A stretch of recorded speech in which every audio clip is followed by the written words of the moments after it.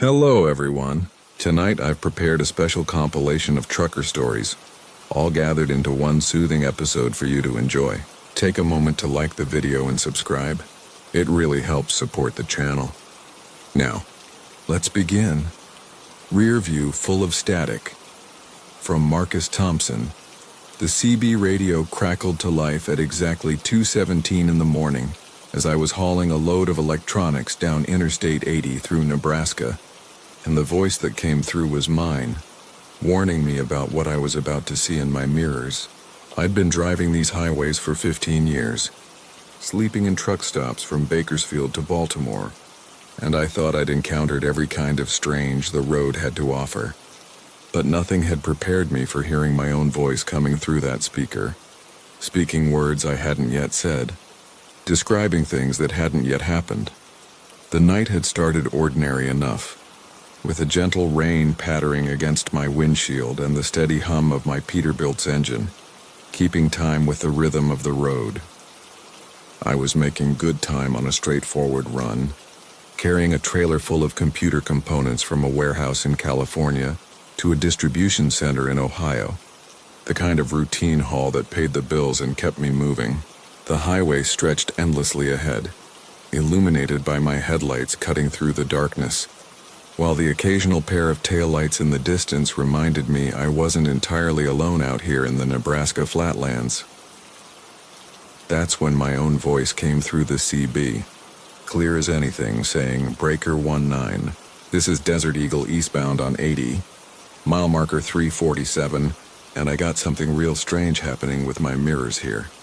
Looks like they're filling up with television static, and I can't see what's behind me anymore."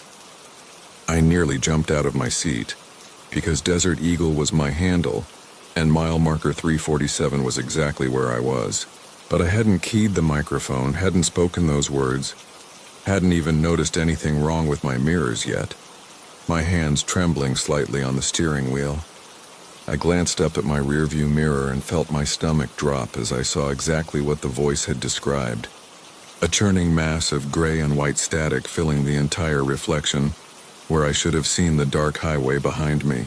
The side mirrors showed the same impossible sight, as if someone had tuned 3 televisions to dead channels and mounted them around my cab, the static seeming to move and shift with an almost organic quality that made my eyes water when I tried to focus on it. I reached for my CB microphone with one shaking hand, needing to respond to whoever was playing this impossible trick on me. But before I could key up, my own voice came through again, saying, "I'm trying to change lanes here, but I can't see if there's anybody behind me.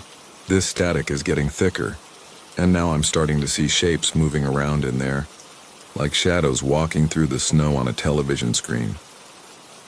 As those words filled my cab, I realized I was indeed starting to change lanes, my truck drifting toward the left lane, just as a semi hauling livestock came barreling up behind me, his horn blaring as he swerved to avoid a collision I couldn't have seen coming.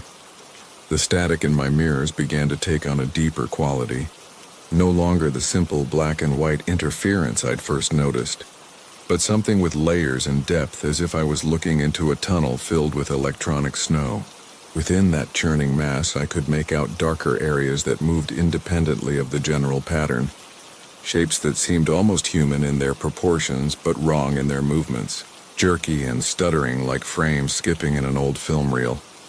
My CB crackled again, and this time the voice was different, older and raspier, but still unmistakably mine, aged by years I hadn't lived yet, saying, "This is Desert Eagle. I've been seeing this static in my mirrors for 30 years now, ever since that night in Nebraska, and I need to tell you what's really in there, what those shapes are trying to show you." The voice continued in a weary tone that carried the weight of decades. "They're all the accidents you're going to cause, all the people who are going to die because you can't see what's behind you, and they're trying to warn you, trying to get you to pull over before it's too late."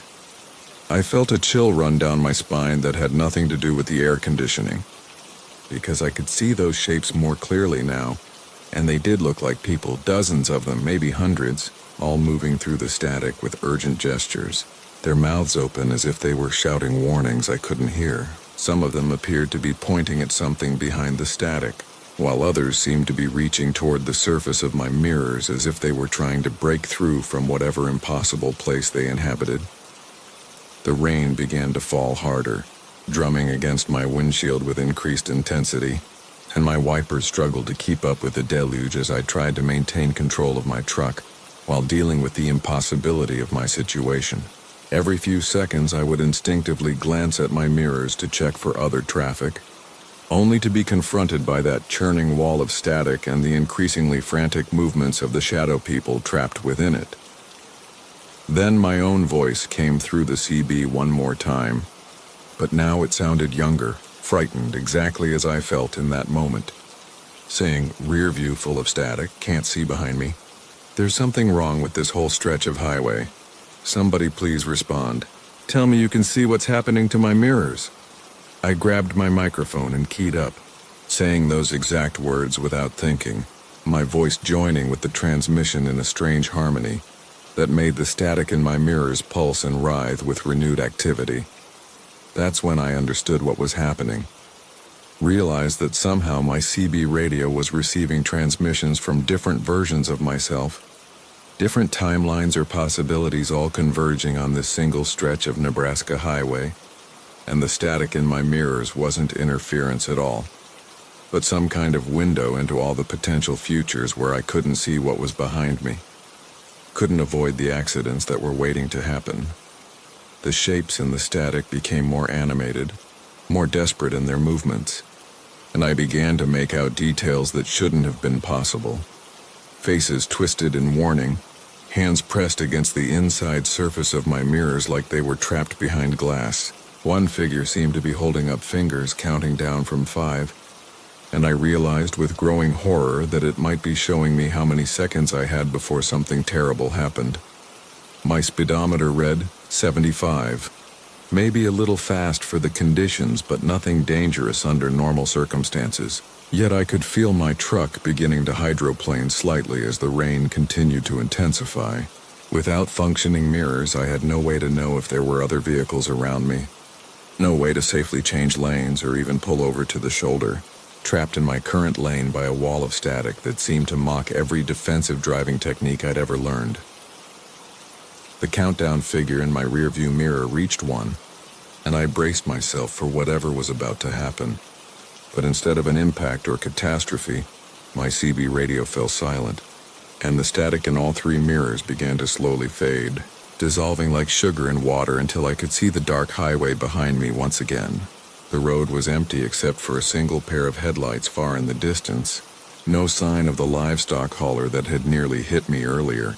No indication that anything unusual had occurred. I pulled over at the next truck stop, hands still shaking as I parked and tried to make sense of what I'd experienced, checking my mirrors obsessively to make sure they were showing normal reflections. The other drivers in the lot went about their business, fueling up and checking their loads, completely unaware that something impossible had just happened on the highway they'd all been sharing. But as I sat there in my cab, trying to convince myself it had all been some kind of hallucination brought on by too many hours on the road and too much caffeine, my CB radio crackled to life one last time, and a voice that might have been mine, aged and weary, said, "Welcome to the club, Desert Eagle. You'll be hearing from yourself again real soon." The transmission ended with a burst of static that looked exactly like what I'd seen in my mirrors, and I knew that somewhere out there on the dark highways, another version of myself was just beginning to experience what I'd just lived through, trapped in an endless loop of warnings that came too late to change anything. I still drive these roads, still haul loads from coast to coast, but now I check my mirrors constantly, waiting for the static to return, wondering if next time I'll be the voice on the radio, warning someone else about what they're about to see, what they're about to experience, what they're powerless to prevent. The harvest route from Marcus Delacroix. The interstate stretched before me like a black ribbon cutting through Louisiana's bayou country, and I'd been hauling refrigerated goods along this route for nearly 15 years without incident. My Peterbilt's diesel engine hummed its familiar lullaby as I navigated the gentle curves that wound between cypress groves and forgotten settlements. The digital clock on my dashboard glowed 3:17 in the morning, and a light mist had begun to settle across the asphalt, creating halos around the occasional street lamp that flickered to life as I passed beneath. I'd noticed the hair first at the truck stop outside Baton Rouge, where I'd pulled in for fuel and a quick inspection of my trailer. The fluorescent lights buzzed overhead as I walked around my rig, checking tire pressure and looking for any signs of wear that might cause trouble down the road. That's when I saw them. Thin strands of what looked like human hair caught in the deep treads of my rear tires. At first glance, I assumed I'd driven through some debris, perhaps remnants from a roadside accident or construction zone where workers might have left behind materials that had gotten tangled in my wheels. The hair was long and dark, almost black in the harsh light of the truck stop, and it seemed to shimmer with an oily iridescence as I crouched down to examine it more closely. Using a tire iron, I tried to pull the strands free, but they appeared to be woven deep into the rubber grooves, as if they'd grown there rather than simply gotten caught. The texture felt strange against the metal tool, more substantial than regular hair should be, with a thickness that reminded me of fishing line or thin wire. When I finally managed to extract a few pieces, they left behind dark stains in the tire treads that looked suspiciously like old blood, though I convinced myself it was just mud from the wetlands I'd been driving through. Back on the road, I found myself glancing repeatedly at my side mirrors, watching the way my trailer tires rolled across the pavement in the red glow of my taillights. The mist had thickened into a proper fog, reducing visibility to maybe 50 yards ahead, and I'd slowed my speed accordingly. The radio played soft jazz from a station out of New Orleans, the saxophone notes drifting through my cab like smoke. But even the familiar music couldn't shake the growing unease that had settled in my chest like a cold stone. Mile after mile, I began to notice that my tires were leaving more than just the usual wet tracks on the foggy asphalt. In my mirrors, I could see thin, dark lines trailing behind my trailer, visible even in the dim light cast by other vehicles' headlights when they appeared through the mist. The lines looked organic, almost alive, spreading out from where my tires had been like the wake of some strange vessel moving through water. Other drivers seemed to notice too, their headlights lingering on my trailer as they passed, and I caught glimpses of concerned faces peering through windshields at whatever was happening behind my truck. At a rest area near Lafayette, I pulled over again to investigate, this time bringing a flashlight from my cab to get a better look at what was happening to my tires. What I discovered made my throat tighten with a fear I couldn't quite name or understand. The hair had multiplied exponentially, not just caught in the treads now, but actually growing from them, emerging from the black rubber like some kind of parasitic organism. The strands were easily 3 feet long, trailing from each tire in thick bundles that moved in the slight breeze with an unsettling fluidity. They ranged in color from deep auburn to silver gray, and when I touched them with my flashlight beam, they seemed to recoil slightly, curling away from the light like living things trying to hide. More disturbing still was the trail I'd left across the parking lot, a path of intertwined hair that stretched from the highway entrance to where I'd parked, creating an intricate pattern on the asphalt that resembled some kind of ritualistic symbol or ancient script. The hair continued to grow even as I watched, extending outward from my tires in all directions, reaching toward the grass and concrete barriers with what appeared to be deliberate purpose. When a stray cat wandered too close to investigate, the nearest strands seemed to sense its presence, turning toward the animal with a movement that was definitely not caused by any natural breeze. I tried calling my dispatcher on the CB radio, but all I got was static, mixed with what sounded like whispered voices speaking in a language I didn't recognize. The voices seemed to be coming from multiple sources, creating a layered conversation that rose and fell in rhythm with the engine's idle. When I switched to different channels, the whispers followed, growing more insistent and urgent with each frequency change. The words, if they were words at all, had a hypnotic quality that made my eyelids feel heavy despite the adrenaline coursing through my system. Unable to reach anyone for help and unwilling to abandon my cargo, I made the decision to continue driving, hoping that whatever was happening to my truck would resolve itself or at least not get worse before I reached my destination in Houston. As I pulled back onto the highway, the sensation under my wheels had changed completely.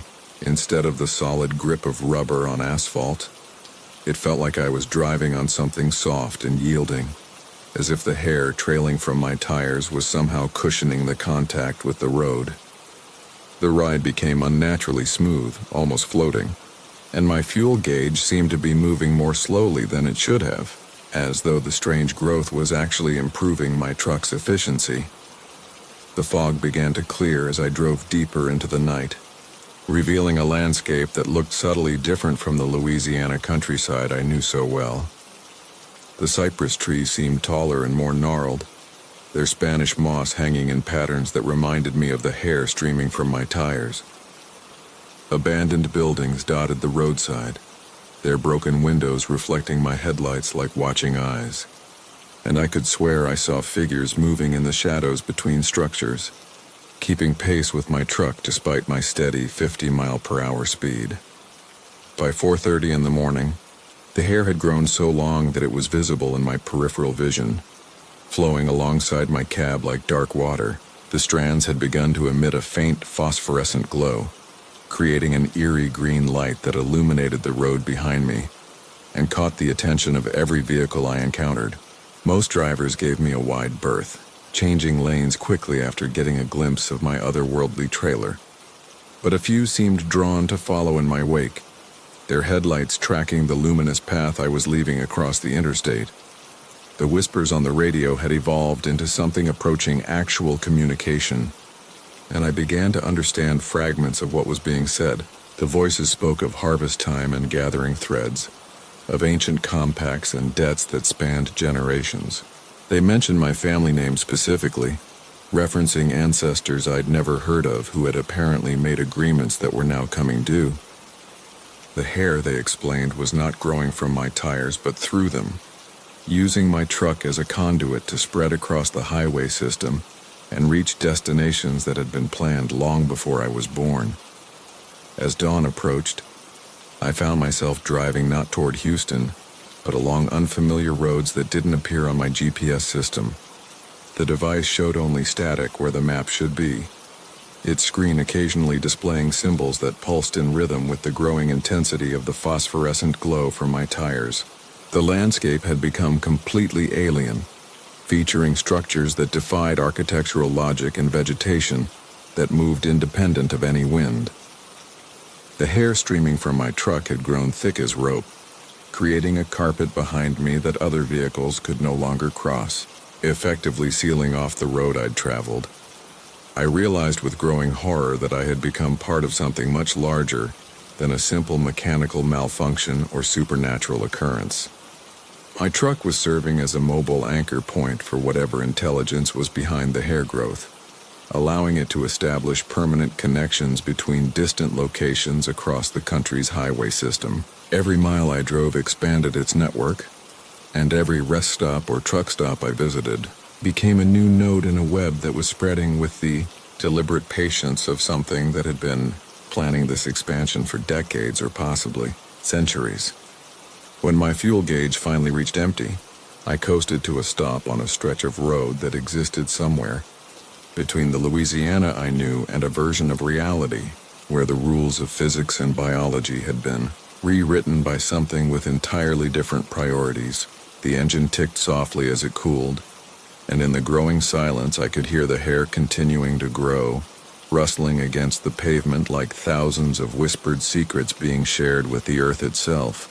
My CB radio crackled one final time, and through the static came my own voice speaking words I had never said, welcoming the next driver who would unknowingly accept the gift my tires were preparing to share. The name that should never be spoken. From Marcus Big Mac Davidson, you know. In 37 years of hauling freight across this continent, I've driven every make and model of 18-wheeler you can imagine. Peterbilts that purr like kittens, Kenworths that roar like lions, Freightliners that hum steady hymns down endless highways. But I've only encountered one truck that seemed to have a soul of its own. And let me tell you, that soul was darker than a moonless night on the Montana plains. It was late October when I first laid eyes on her at Kowalski's used truck lot outside of Bakersfield. The evening fog was rolling in thick from the coast, turning the sodium lights into amber halos that barely cut through the gloom. I'd been shopping for a replacement rig after my faithful old Pete finally gave up the ghost after 2 million miles of faithful service. The insurance settlement wasn't much, but it was enough for a decent down payment on something reliable. She sat in the back corner of the lot like she was hiding from something, a 1987 Mack Superliner with a custom paint job so deep blue it looked almost black in the dim light. Chrome bumpers and exhaust stacks gleamed despite a thin coating of California dust, and the cab had that classic long-nosed profile that reminded me of the trucks my daddy drove when I was just a boy riding shotgun during summer breaks. Something about her called to me across that gravel lot, the way a siren's song might call to a sailor lost at sea. Old Kowalski shuffled over as I circled the truck, his weathered hands worrying at a grimy baseball cap. His eyes held a peculiar mixture of relief and apprehension, like a man about to unload a burden he'd been carrying too long. The asking price was surprisingly reasonable for such a well-maintained rig, and when I mentioned this, Kowalski's expression grew even more troubled. He muttered something about the previous owner being eager to sell, but his words seemed to carry weight beyond their simple meaning. The paperwork went through faster than I'd expected, and within a week I was climbing into that big, comfortable driver's seat for the first time. The interior was immaculate, with soft gray leather and all the amenities a long-haul driver could want. The dashboard gleamed with polished wood grain, and every gauge and control felt solid and responsive beneath my fingers.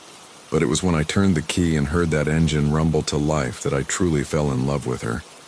The sound was unlike anything I'd ever heard from a diesel engine. Instead of the usual mechanical clatter and roar, this motor produced a deep, resonant growl that seemed to vibrate through every bone in my body. It was powerful and commanding, yet somehow almost organic, like the purr of some massive predator content in its strength, but ready to strike at any moment. I spent several minutes just sitting there in the cab, listening to that incredible sound and feeling the subtle vibrations travel up through the seat and steering wheel. The first few weeks of ownership passed without incident. I hauled refrigerated goods from California to Texas, then picked up a load of machinery bound for the Pacific Northwest. The truck performed flawlessly, maintaining highway speeds even through the steepest mountain passes and handling like a dream despite her size and age.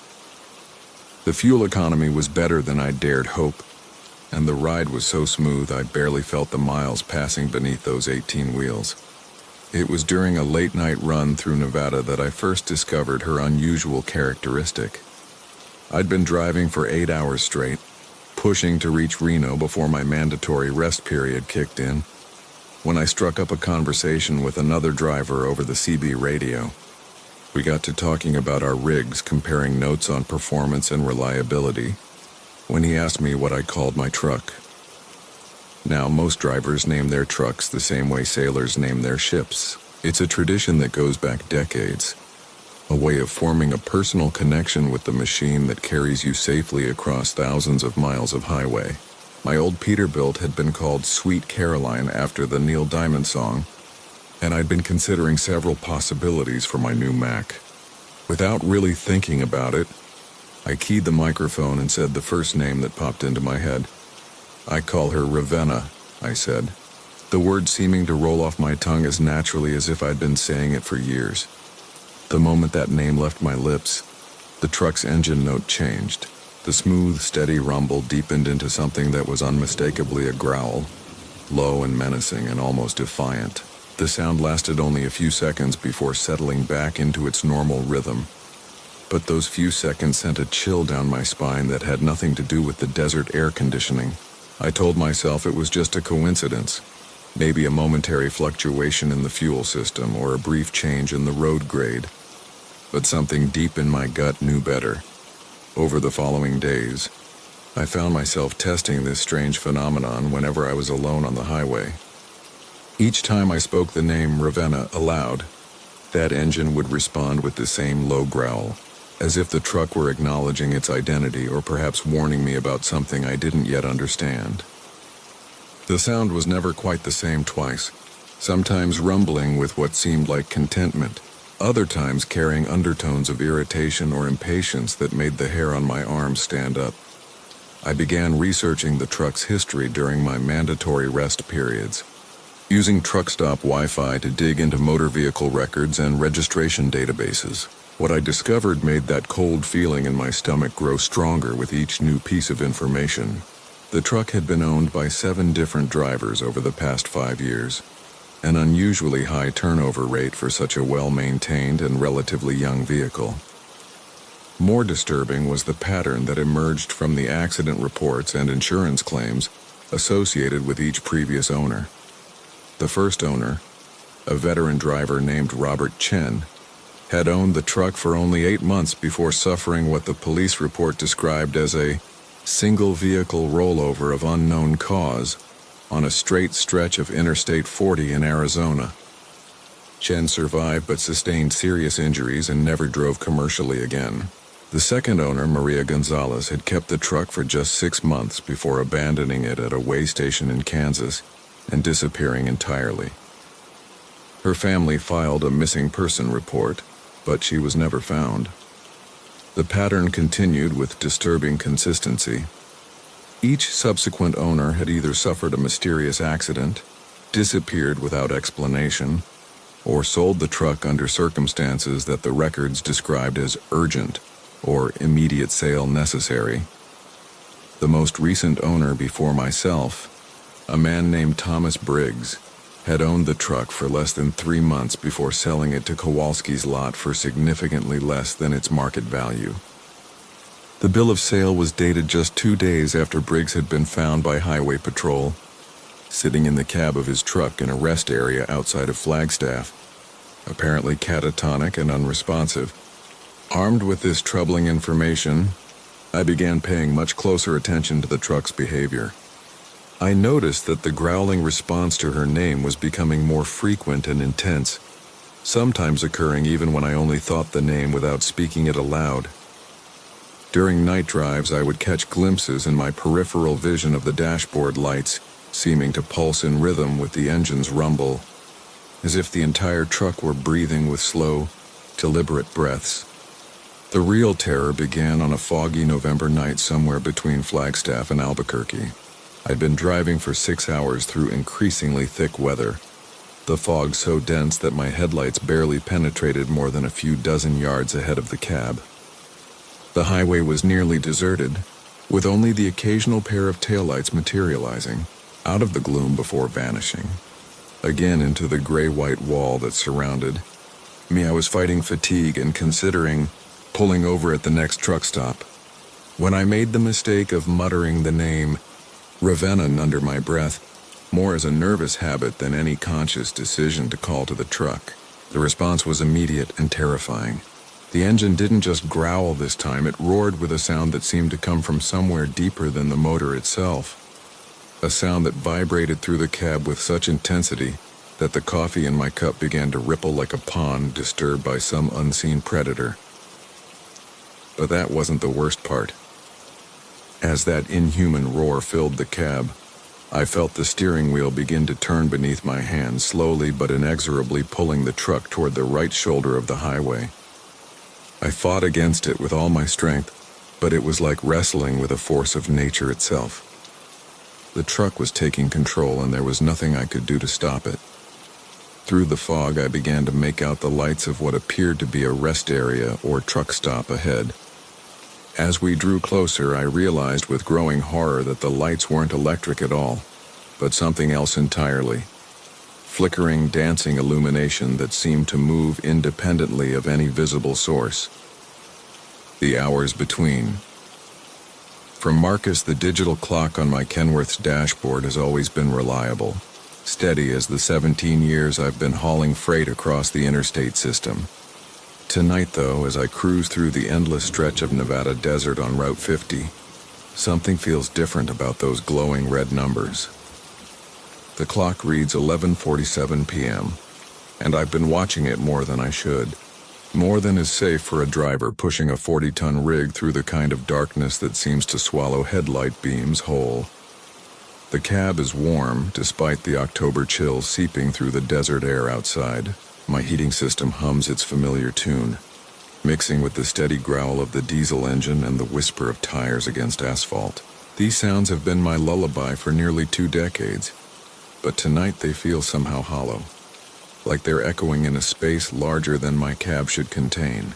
The radio crackles with distant conversations between drivers I'll never meet, their voices fading in and out of static as they discuss weather conditions and way stations hundreds of miles away.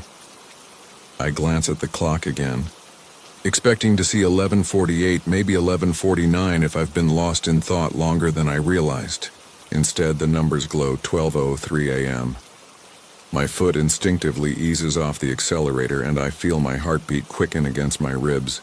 16 minutes couldn't have passed in what felt like seconds.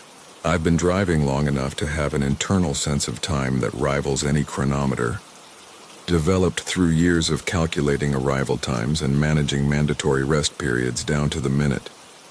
The desert stretches endlessly on both sides of the highway, a moonless expanse of sagebrush and twisted Joshua trees that cast strange shadows in my headlights.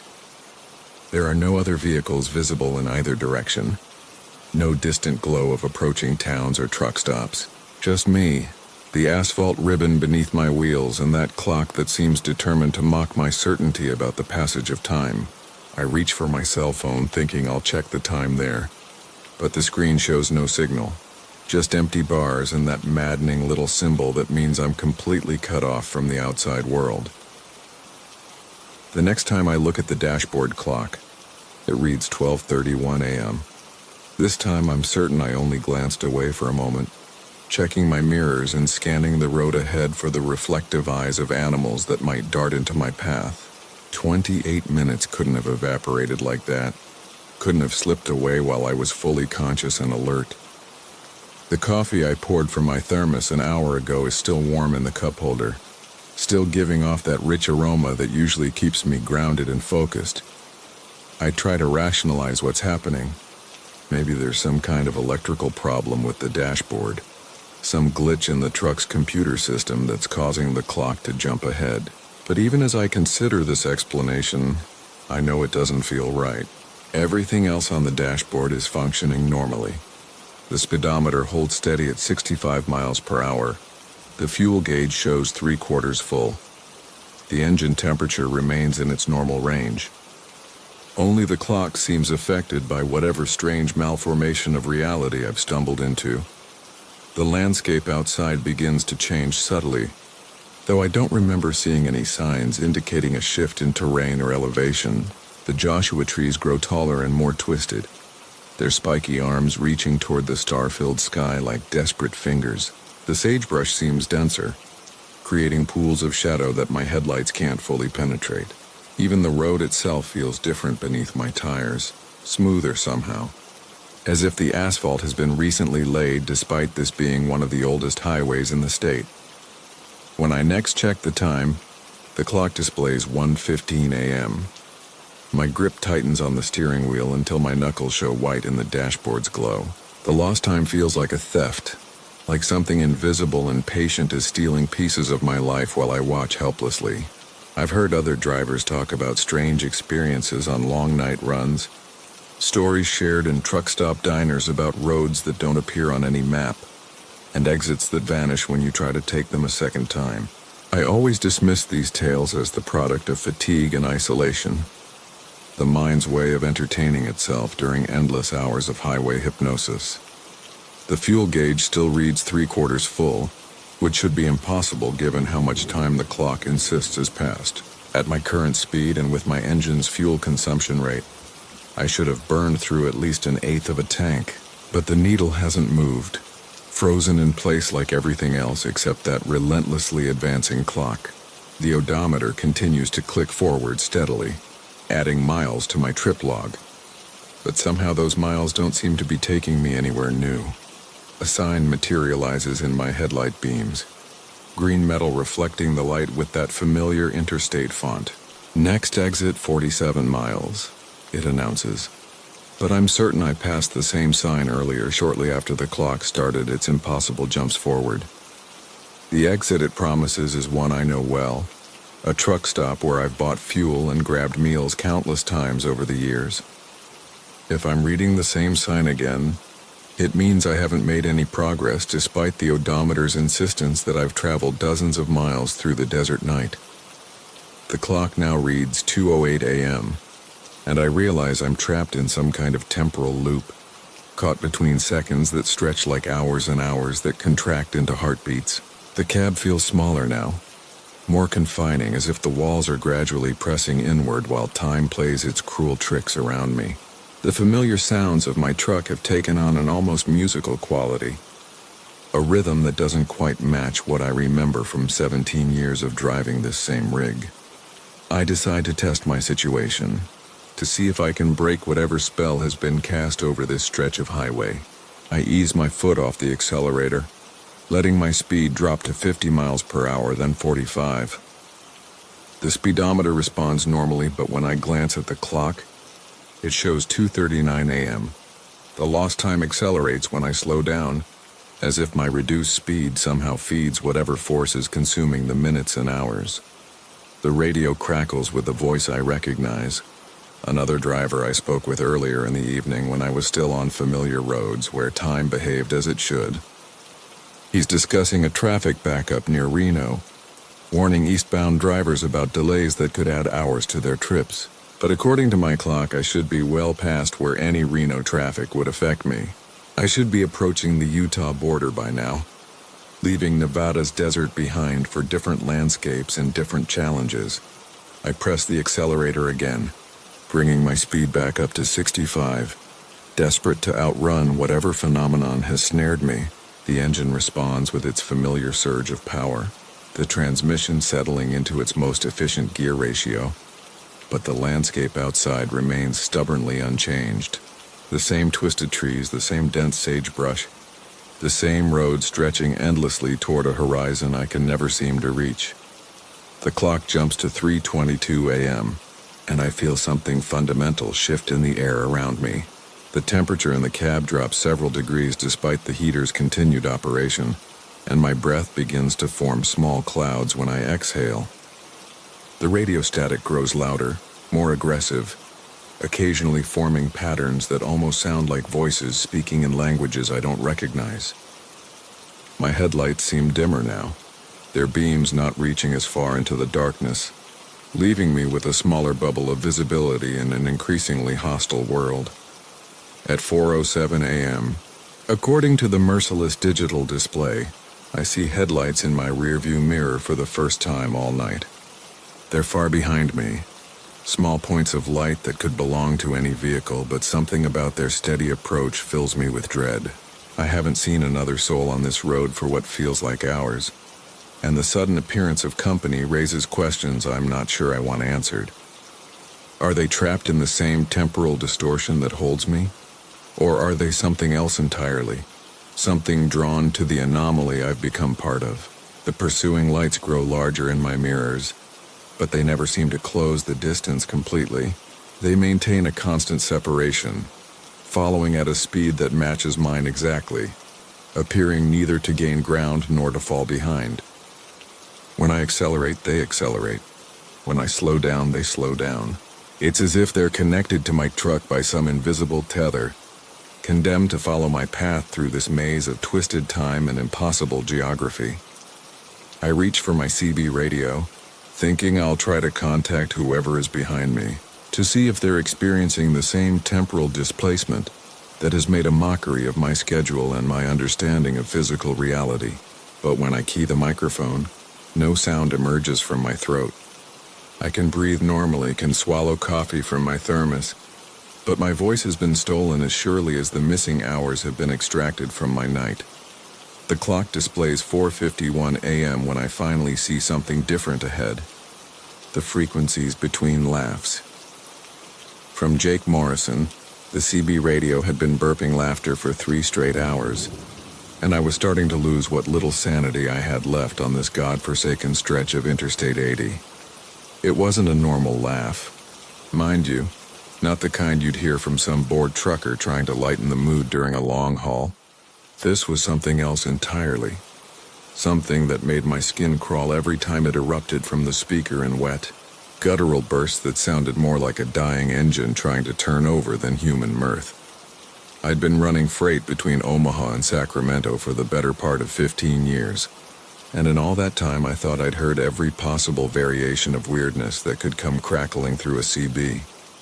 Drunks singing off-key ballads, conspiracy theorists ranting about government satellites, lonely souls pouring their hearts out to the darkness, but this was different. This was wrong in a way that made my teeth ache and my hands grip the steering wheel of my Peterbilt until my knuckles went white against the worn leather. The laughter would come in waves, usually starting as a low chuckle that gradually built into something resembling a belch, crossed with hysterical cackling. It would sustain for maybe 10 or 15 seconds, then cut off abruptly, leaving nothing but the steady hum of my diesel engine and the whisper of wind against my cab. The silence between episodes was almost worse than the sound itself, because I found myself waiting, counting the seconds until it would start again, my whole body tensing like a coiled spring. Rain had been falling steadily since I'd crossed into Nevada, turning the highway into a ribbon of black glass that reflected my headlights back at me in fractured patterns. The wipers kept a rhythmic beat that should have been soothing, but instead seemed to sync up with the CB's twisted transmissions in a way that made my stomach turn. Every sweep left, every sweep right, and then another burst of that horrible wet laughter filling my cab like smoke from a house fire. I'd tried switching channels, of course. 19 was usually where all the action happened, but the laughter followed me to every frequency I could find. Channel 9 for emergencies gave me the same result. Channel 17 for the backdoor information. Nothing but more of that nauseating sound. It was as if whatever was broadcasting had somehow infected the entire spectrum, spreading through the airwaves like a virus that fed on radio signals and transmitted nothing but its own twisted amusement. The digital clock on my dashboard read 2:47 a.m. when I decided to pull into a truck stop outside of Winnemucca to see if I could figure out what was happening. The Flying J was one of those 24-hour operations that catered to drivers like me, all fluorescent lighting and coffee that could strip paint. But tonight it felt different somehow. The neon signs flickered in the rain, casting pink and blue shadows across the wet asphalt, and the few rigs parked in the lot seemed to hunker down against the weather like sleeping beasts. I backed into a space between a Mack with Wisconsin plates and a beat-up Freightliner that had seen better decades, killed my engine, and sat there listening to the rain drum against my roof. The CB had gone quiet the moment I'd shut down, which should have been a relief but somehow made things worse. The silence felt expectant, pregnant with possibility, as if something was holding its breath and waiting for me to make the next move. The truck stop's interior was bathed in that harsh, institutional lighting that made everyone look like they were suffering from some terminal illness. A few drivers sat scattered around the dining area, nursing coffee and staring at their phones with the glazed expressions of people who'd been on the road too long. Behind the counter, a tired-looking woman with graying hair watched a small television that was tuned to some late-night infomercial about kitchen knives, grabbed a cup of coffee and approached. The only other driver who seemed to be awake enough for conversation, a heavy-set man in a John Deere cap who was methodically working his way through a piece of apple pie. His face had that weathered quality that came from years of squinting through windshields, and his hands bore the permanent stains of diesel fuel and motor oil that marked him as a lifer in the business. When I mentioned the strange transmissions I'd been hearing, his fork paused halfway to his mouth and something shifted in his expression. He set the utensil down carefully and looked at me with eyes that had suddenly become very serious indeed. He told me in a voice barely above a whisper that he'd been hearing the same thing for the past 2 nights, ever since he'd picked up a load in Reno. The Laughter had started sometime after midnight and hadn't stopped until he'd shut down his rig for his mandatory rest period. But it was what he told me next that made my coffee taste like ashes in my mouth. He'd talked to 3 other drivers over the past day, and they'd all reported the same phenomenon. The laughter always started around the same time, always followed the same pattern of building intensity, and always seemed to know when someone was listening. More disturbing still, each driver had mentioned feeling compelled to respond to it, as if the transmission was somehow calling to them personally, inviting them to join in whatever twisted joke was being broadcast across the desert night. I thanked him for the information and headed back out into the rain, my mind racing with possibilities that I didn't want to consider. As I climbed back into my cab and fired up the engine, I found myself staring at the CB radio with a mixture of dread and fascination. The power light glowed green in the darkness, and the speaker remained ominously silent as I pulled back onto the interstate and resumed my westward journey. For almost an hour, nothing happened. The rain continued to fall, my wipers continued their hypnotic rhythm, and the radio remained blessedly quiet.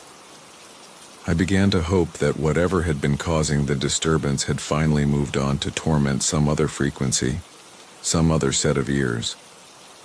But hope is a fragile thing on the interstate at 3 in the morning, and mine was about to be shattered like safety glass in a head-on collision. The laughter started again just as I was passing mile marker 185, but this time it was different. Instead of the random bursts I'd been hearing all night, the sound seemed to be responding to something. My thoughts, my presence, my very existence in this cab hurtling through the Nevada darkness. When I reached for the volume knob to turn it down, the laughter intensified. When I took my hand away, it subsided to a low chuckle that somehow managed to sound smug and satisfied. That was when I realized the horrible truth. The transmission wasn't random at all. Something was watching me, studying me, learning my responses and feeding on my discomfort like a parasite that had found the perfect host. Every mile I traveled seemed to strengthen the connection, and I could feel whatever was on the other end of that signal growing more confident, more present, more real with each passing moment. The laughter began to change, taking on inflections and patterns that were disturbingly familiar. It started to sound like my ex-wife's laugh when she'd told me she was leaving. Then it morphed into the cruel chuckle of my old foreman when he'd fired me from the warehouse job that had driven me to trucking in the first place. Faces from my past seemed to materialize in the sound, each one bringing with it a fresh wave of shame and regret that hit me like a physical blow. By the time I reached the California border, the laughter had become a constant presence, no longer burping and stopping but flowing in an endless stream of mockery that seemed to be coming from inside my own head as much as from the radio. I could feel my sanity fraying like an old fan belt under too much stress, and I knew that if I didn't do something soon, I was going to snap completely. That's when I made the decision that probably saved my life. I grabbed the CB microphone with shaking hands, and for the first time all night I keyed up and spoke back to whatever was out there in the darkness.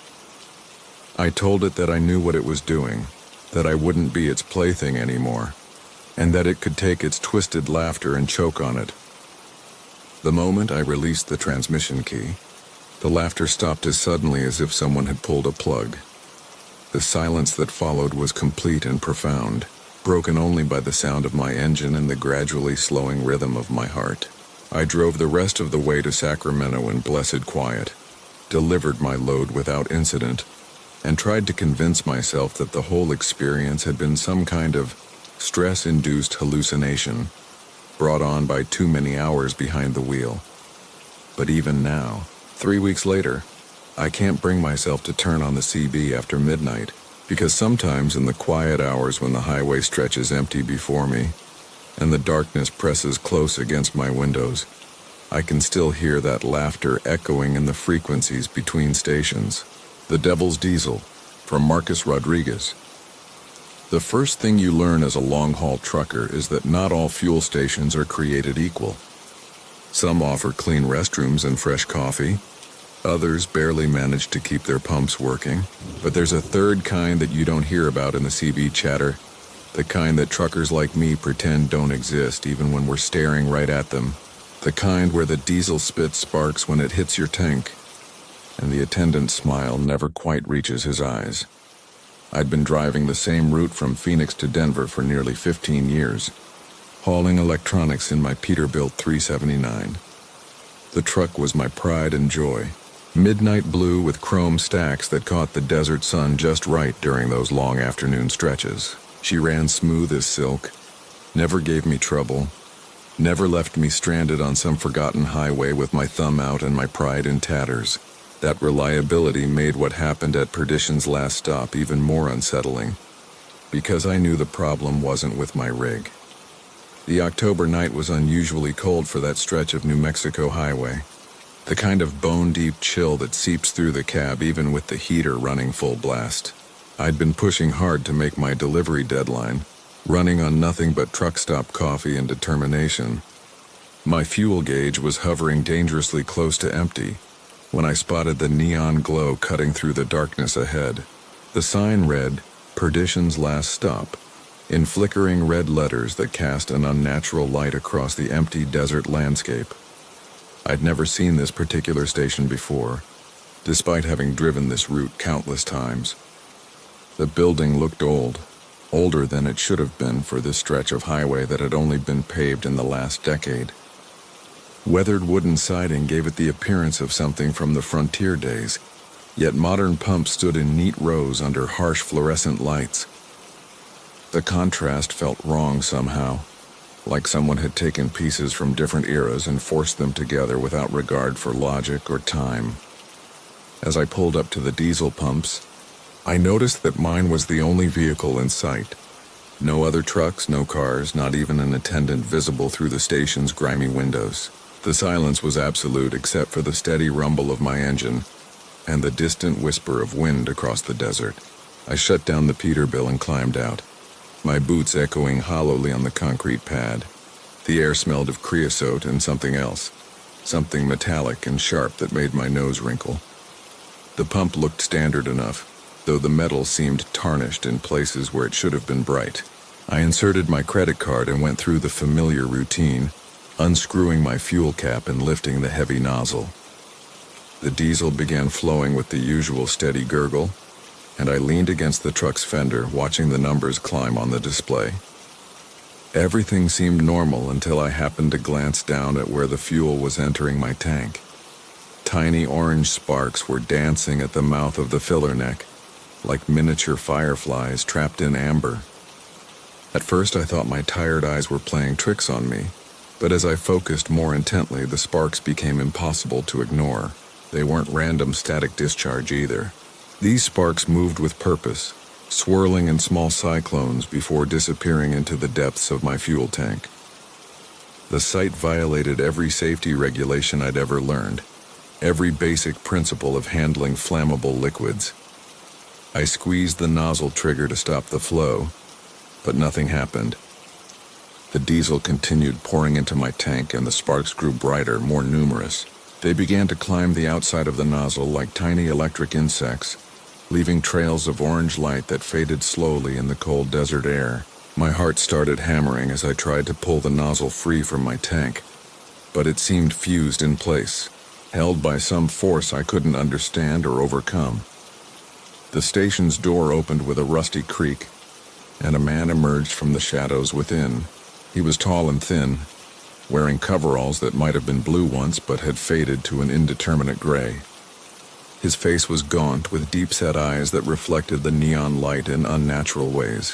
When he smiled, his teeth seemed too white, too sharp, like polished bone in the fluorescent glare.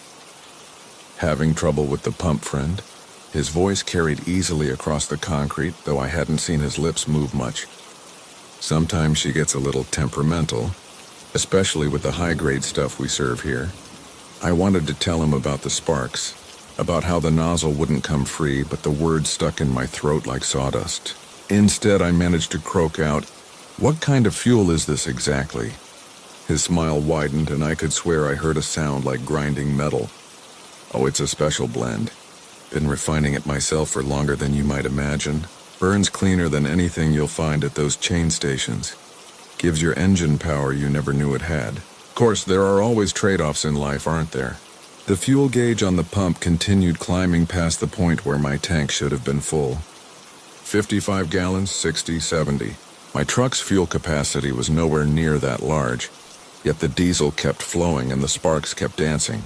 I could feel heat radiating from my fuel tank now, a warmth that seemed to pulse in rhythm with some unheard heartbeat. The metal was actually glowing faintly, like iron fresh from a forge. "I need to get this stopped," I said, pulling harder at the nozzle. The attendant walked closer, his footsteps making no sound on the concrete despite his heavy work boots. Up close, his eyes were completely black, reflecting nothing at all. "Patience, friend. Good things come to those who wait, and you're getting the best we have to offer. This fuel will take you places you never imagined, show you roads that don't appear on any map. All it asks in return is a little commitment, a willingness to keep driving no matter where the highway leads." The sparks were now visible inside my cab, dancing across the instrument panel like tiny orange spirits. My radio crackled to life without being turned on, broadcasting voices speaking in languages I didn't recognize. The fuel gauge on my dashboard was spinning wildly, the needle making complete rotations before settling at impossible readings. Engine temperature climbing despite the fact that my motor wasn't running. With a sound like tearing metal, the nozzle finally came free in my hands. I stumbled backward, expecting to see diesel spraying everywhere, but not a drop spilled onto the ground. The pump display had stopped at an even 100 gallons, though I knew with absolute certainty that much fuel couldn't possibly fit in my tank. The sparks continued their mad dance for a few more seconds before winking out one by one, leaving only the harsh fluorescent lights and the smell of ozone in the air. "That'll be $300 even," the attendant said pleasantly, as if nothing unusual had occurred. "Cash or credit, though I recommend cash for this particular transaction. Cleaner that way, fewer questions from the banks." I fumbled for my wallet, hands shaking as I counted out the bills. All I wanted was to get back in my truck and put as many miles as possible between myself and perdition's last stop. The attendant took the money with fingers that felt like ice when they brushed mine, and his smile never wavered as I climbed into the cab and fired up the Peterbilt. The engine caught immediately, but the sound was different now. Deeper, more powerful, with an underlying rhythm that seemed almost alive. The cab was warm, almost too warm, and the sparks had left tiny scorch marks on my dashboard that formed no pattern I could recognize. As I pulled away from the pump, I caught a glimpse of the attendant in my side mirror. He was still smiling, still watching, and he remained perfectly visible even after the station's lights had long since disappeared into the desert darkness behind me. The fuel gauge read full, but I could swear I felt something moving in the tank, something that sloshed and swirled with each turn of the highway. My truck had more power than ever before, climbing hills effortlessly and maintaining speed without strain. But the cost of that power became clear as the miles rolled by. Every mile marker I passed was one number higher than it should have been, as if the road itself was stretching, growing longer with each revolution of my wheels. The GPS showed impossible locations, highways that connected to nowhere, exits that led to towns not found on any map, and sometimes, late at night when the desert wind is howling and the stars seem dimmer than they should be, I can still see those orange sparks dancing in my peripheral vision, reminding me that some fuel burns with a fire that never quite goes out. The Drowned Mile. From Marcus Webb. The thing about long-haul trucking is that you develop a sixth sense about when something isn't right. 23 years behind the wheel of my Peterbilt 379, hauling everything from electronics to livestock across the continental United States, and I've learned to trust that little voice in the back of my mind. The voice that whispers warnings about black ice before you see it, about blown tires before you feel the wobble, about dot checkpoint setups around blind curves. That same voice started screaming at me the moment I pulled into the Clearwater rest stop outside Barstow, California, on what should have been just another routine night. The digital clock on my dashboard read 2:47 a.m. when I rolled my rig into the furthest parking spot from the flickering sodium lights.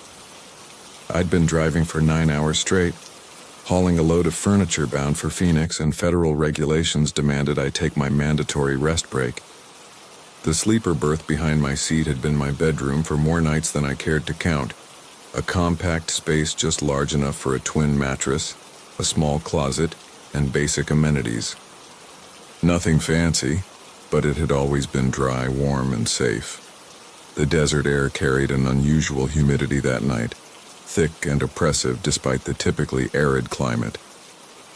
Heat lightning flickered silently across the distant mountains, illuminating towering thunderheads that seemed to materialize from nowhere. The weather radio had been crackling with static for the past 50 miles, unable to lock on to any clear signal, which struck me as odd since I'd crossed this route hundreds of times without issue. Even stranger was the complete absence of other trucks in the rest area.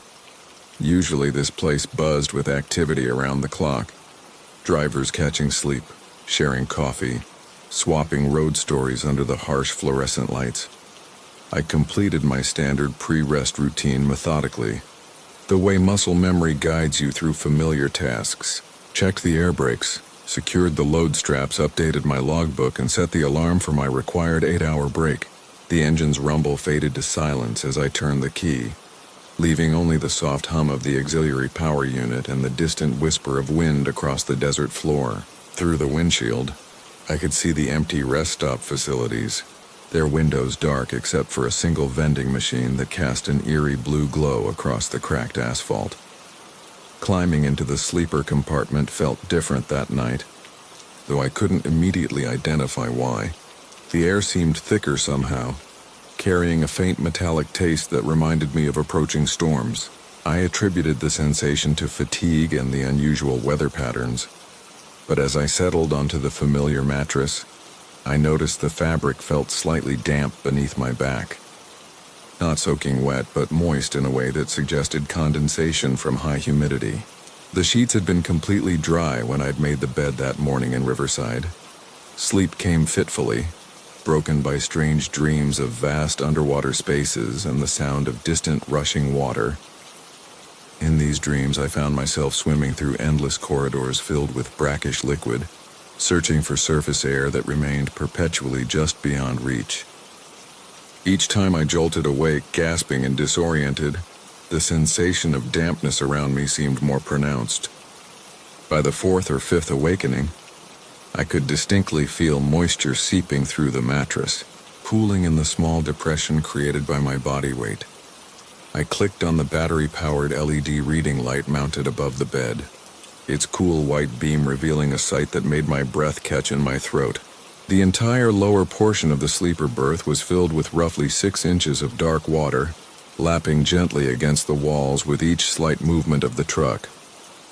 The liquid appeared almost black in the artificial light, its surface perfectly still except for tiny ripples that seemed to emanate from no visible source.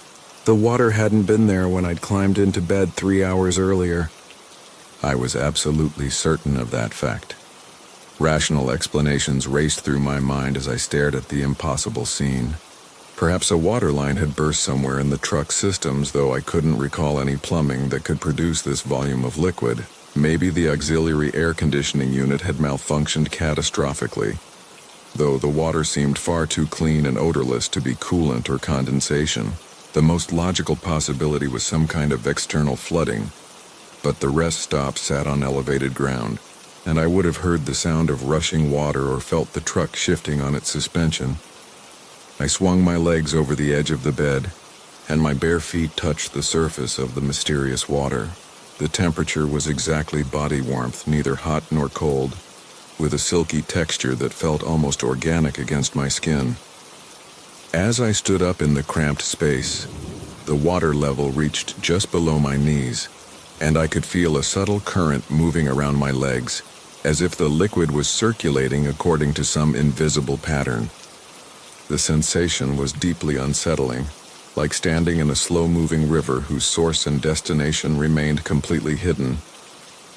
Moving carefully in the confined space, I made my way toward the small control panel that operated the sleeper's various systems.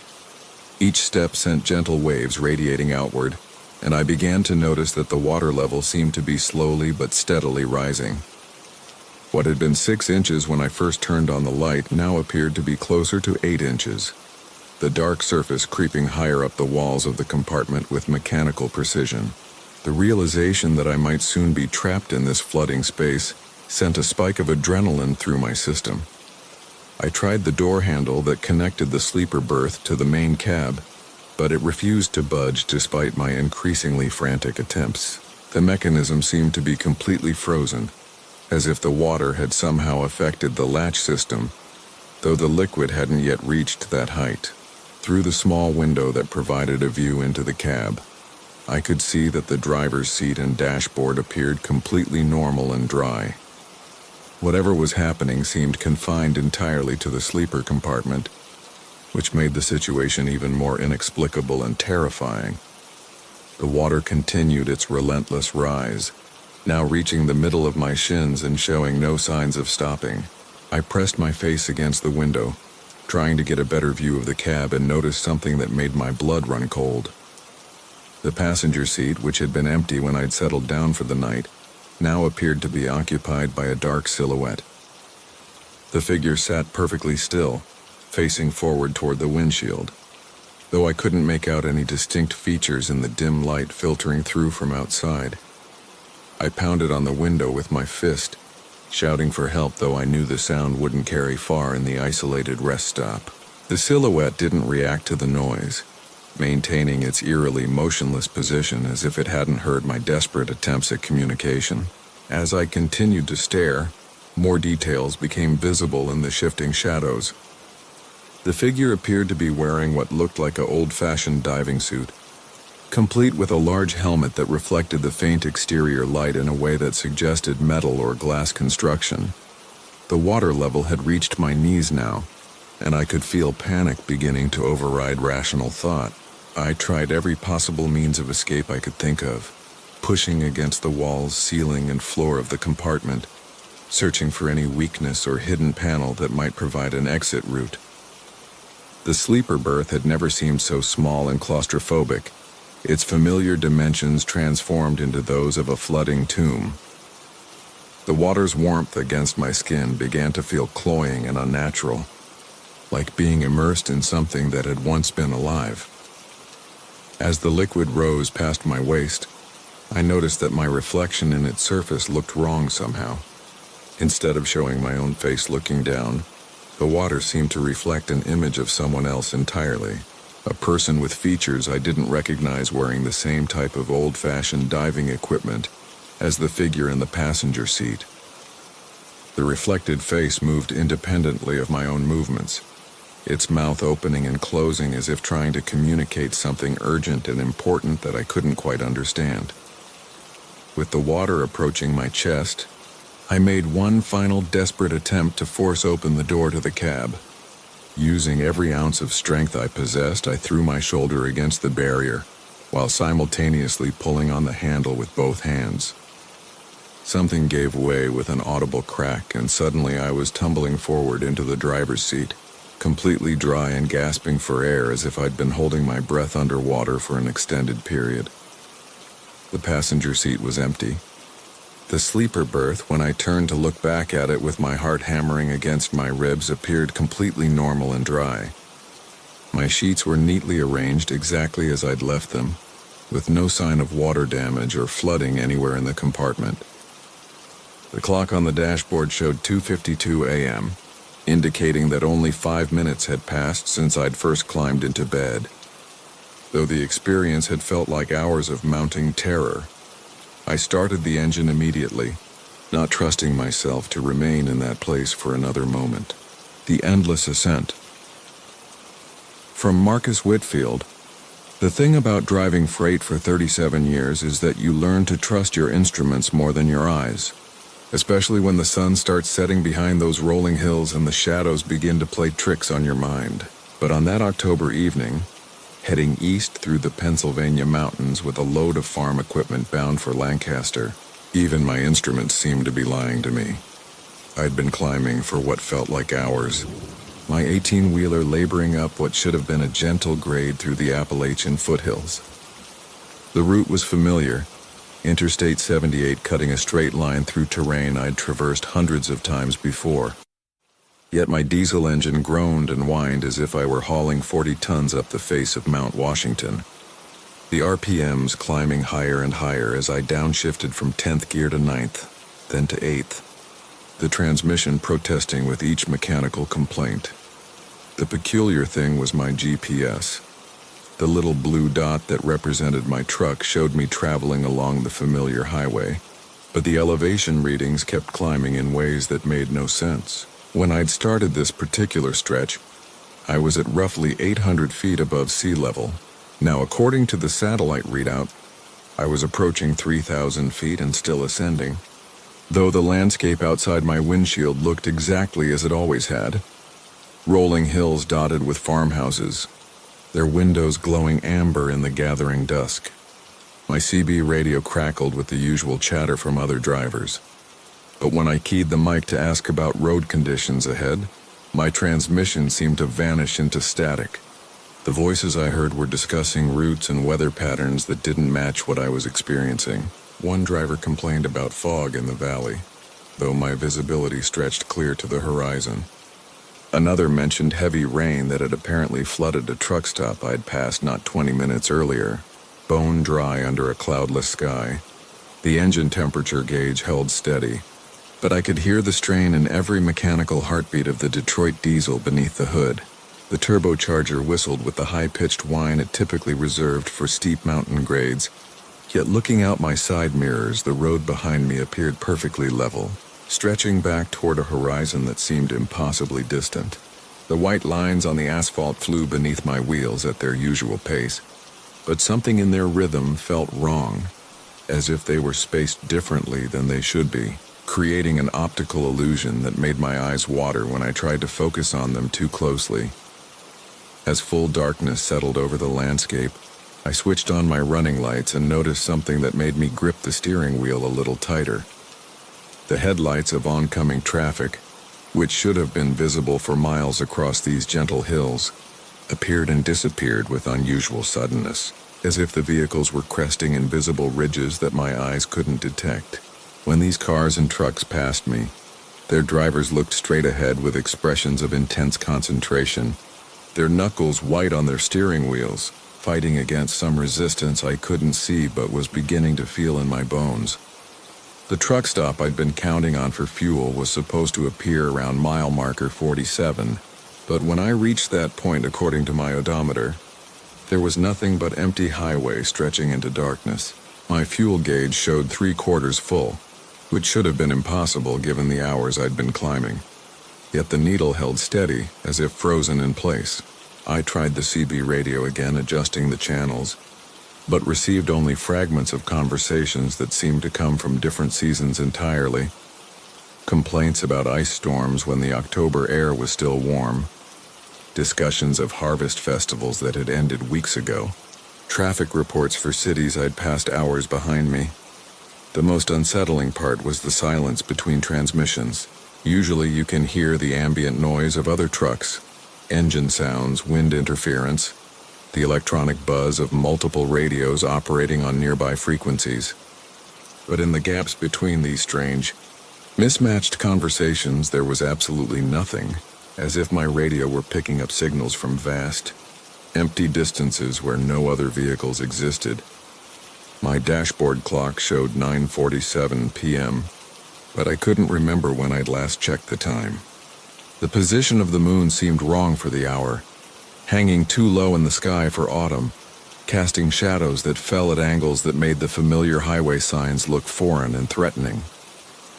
The green reflective text that usually guided me through the night appeared to shimmer and shift, the letters rearranging themselves when I wasn't looking directly at them, place names transforming into words I didn't recognize.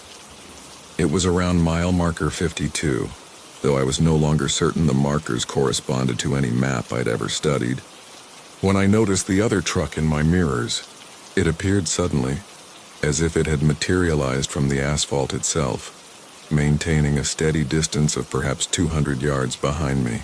The headlights were too bright, cutting through the darkness with an intensity that hurt to look at directly, and they never varied their position relative to my trailer, never gained or lost ground despite the varying speeds at which I tested them. When I slowed to 60 miles per hour, the lights maintained their distance. When I pushed back up to 70, they remained exactly where they'd been, as if connected to my truck by some invisible tether. The driver never signaled, never tried to pass, never responded to my attempts at communication through the CB.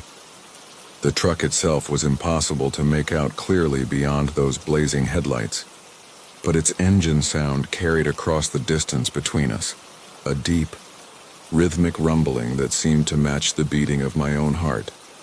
The highway began to curve more frequently, long sweeping turns that my headlights couldn't fully illuminate before they disappeared around the next bend.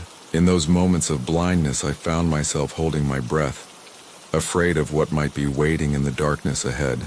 The curves always revealed more empty highway, but the sensation of climbing never ceased, and my engine continued its labored complaint against gravity that shouldn't have existed. Then I saw the lights ahead, not the lights of another vehicle, but something stationary, glowing with the blue-white intensity of industrial floods. As I crested what felt like the highest hill of the night, though the landscape around me suggested no such elevation, the lights resolved into the familiar signs of a way station, its electronic message board flashing a command I'd never seen before. All vehicles must exit. Mandatory inspection. The scale house was illuminated but appeared empty, its windows reflecting my headlights as I approached. I had no choice but to pull onto the ramp, my truck's air brakes hissing as I came to a stop beside the inspection booth. The building was newer than it should have been, constructed in a style that didn't match the architecture of any way station in Pennsylvania, with angles that seemed slightly off, walls that met at corners that weren't quite 90 degrees. As I set my parking brake, the truck that had been following me passed by on the highway, its engine sound finally fading into the distance, leaving me alone under the harsh fluorescent lights. The silence was complete now.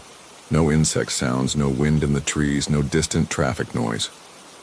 Even my own engine seemed muffled, as if the air itself had grown thick and sound-absorbing. I climbed down from the cab, my boots echoing strangely on the concrete, and approached the inspection booth. The door stood slightly ajar, warm air flowing from the opening, carrying scents that reminded me of my childhood. Coffee percolating, cigarette smoke, the particular mustiness of old paperwork. But when I pushed the door open, the booth was empty except for a clipboard lying on the counter, its pages blank except for a single line of text written in handwriting that looked disturbingly familiar. Elevation check required. Proceed to exit ramp. Behind me, my truck's engine idled with perfect mechanical contentment, as if the strain of the endless climb had never happened. The fuel gauge still read 3/4 full, the temperature normal, all systems functioning exactly as they should. But when I looked back at the highway, the road I'd just traveled appeared to descend into a valley so deep that my headlights couldn't reach the bottom. I signed my name on the clipboard, though I couldn't remember making the decision to do so, and walked back to my truck with legs that felt heavier with each step.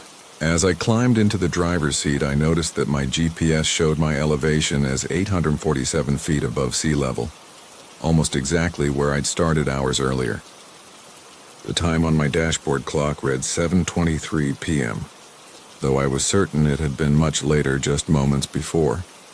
The exit ramp stretched ahead of me, curving down into darkness, and as I released the parking brake and began to roll forward, I caught a glimpse in my side mirror of the inspection booth behind me.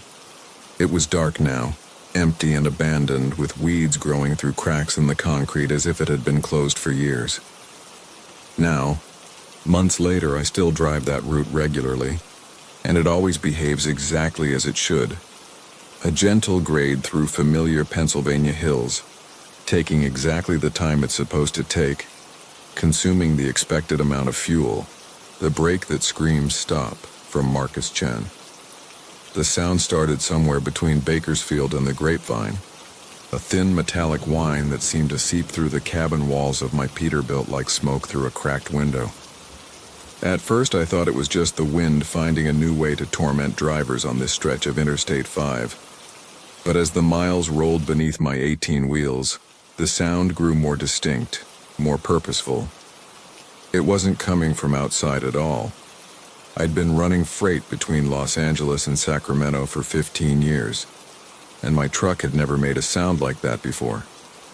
She was a 2019 model, well-maintained with barely 300,000 miles on her. The engine hummed its familiar diesel lullaby. The transmission shifted smooth as butter, and the Jake brake responded with its usual authoritative growl when I needed to slow down. But this new sound, this high-pitched keening that seemed to rise and fall with an almost musical quality, had nothing to do with any mechanical system I could identify. The fog began to roll in as I climbed toward the pass, thick gray tendrils that transformed my headlight beams into pale, ineffective cones of light. The digital clock on my dashboard read 2:47 a.m., and the highway had become a nearly empty ribbon of asphalt, punctuated only by the occasional southbound truck, their running lights appearing briefly in my mirrors before disappearing into the murk behind me. The whining sound grew louder, more insistent, and I found myself adjusting my grip on the steering wheel as an inexplicable unease began to settle over me, like the fog settling over the mountains. I tried the radio, scanning through the late-night talk shows and classic rock stations, hoping to drown out the sound. But even with the volume turned up, that metallic keen cut through everything else. It reminded me of something I couldn't quite place. Something from childhood perhaps, or maybe from a half-remembered nightmare. The sound had a quality that made my teeth ache and sent small shivers down my spine despite the warm air circulating through the cab. When I pressed the brake pedal to slow for a curve, expecting the familiar pneumatic hiss and the gradual decrease in speed, something entirely different happened. Instead of the normal mechanical response, a voice emerged from somewhere deep within the braking system. A voice that was unmistakably human despite its metallic, compressed quality. It spoke a single word with crystal clarity. Stop. My foot flew off the brake pedal as if it had suddenly become red hot, and I stared down at it in disbelief. The truck continued its momentum around the curve, and I had to grip the wheel tighter to maintain control as my mind struggled to process what had just occurred. Trucks don't talk. Brake systems don't have vocal cords. Yet I had heard that voice as clearly as if someone had been sitting in the passenger seat beside me. The fog grew thicker, reducing visibility to perhaps 50 feet in any direction, and the familiar landmarks of the Grapevine became ghostly suggestions in the gray void. I needed to slow down, needed to use my brakes, but the memory of that voice kept my foot hovering uncertainly over the accelerator instead. The whining sound had stopped completely now, replaced by an expectant silence that seemed to press against my eardrums. I tried to rationalize what had happened.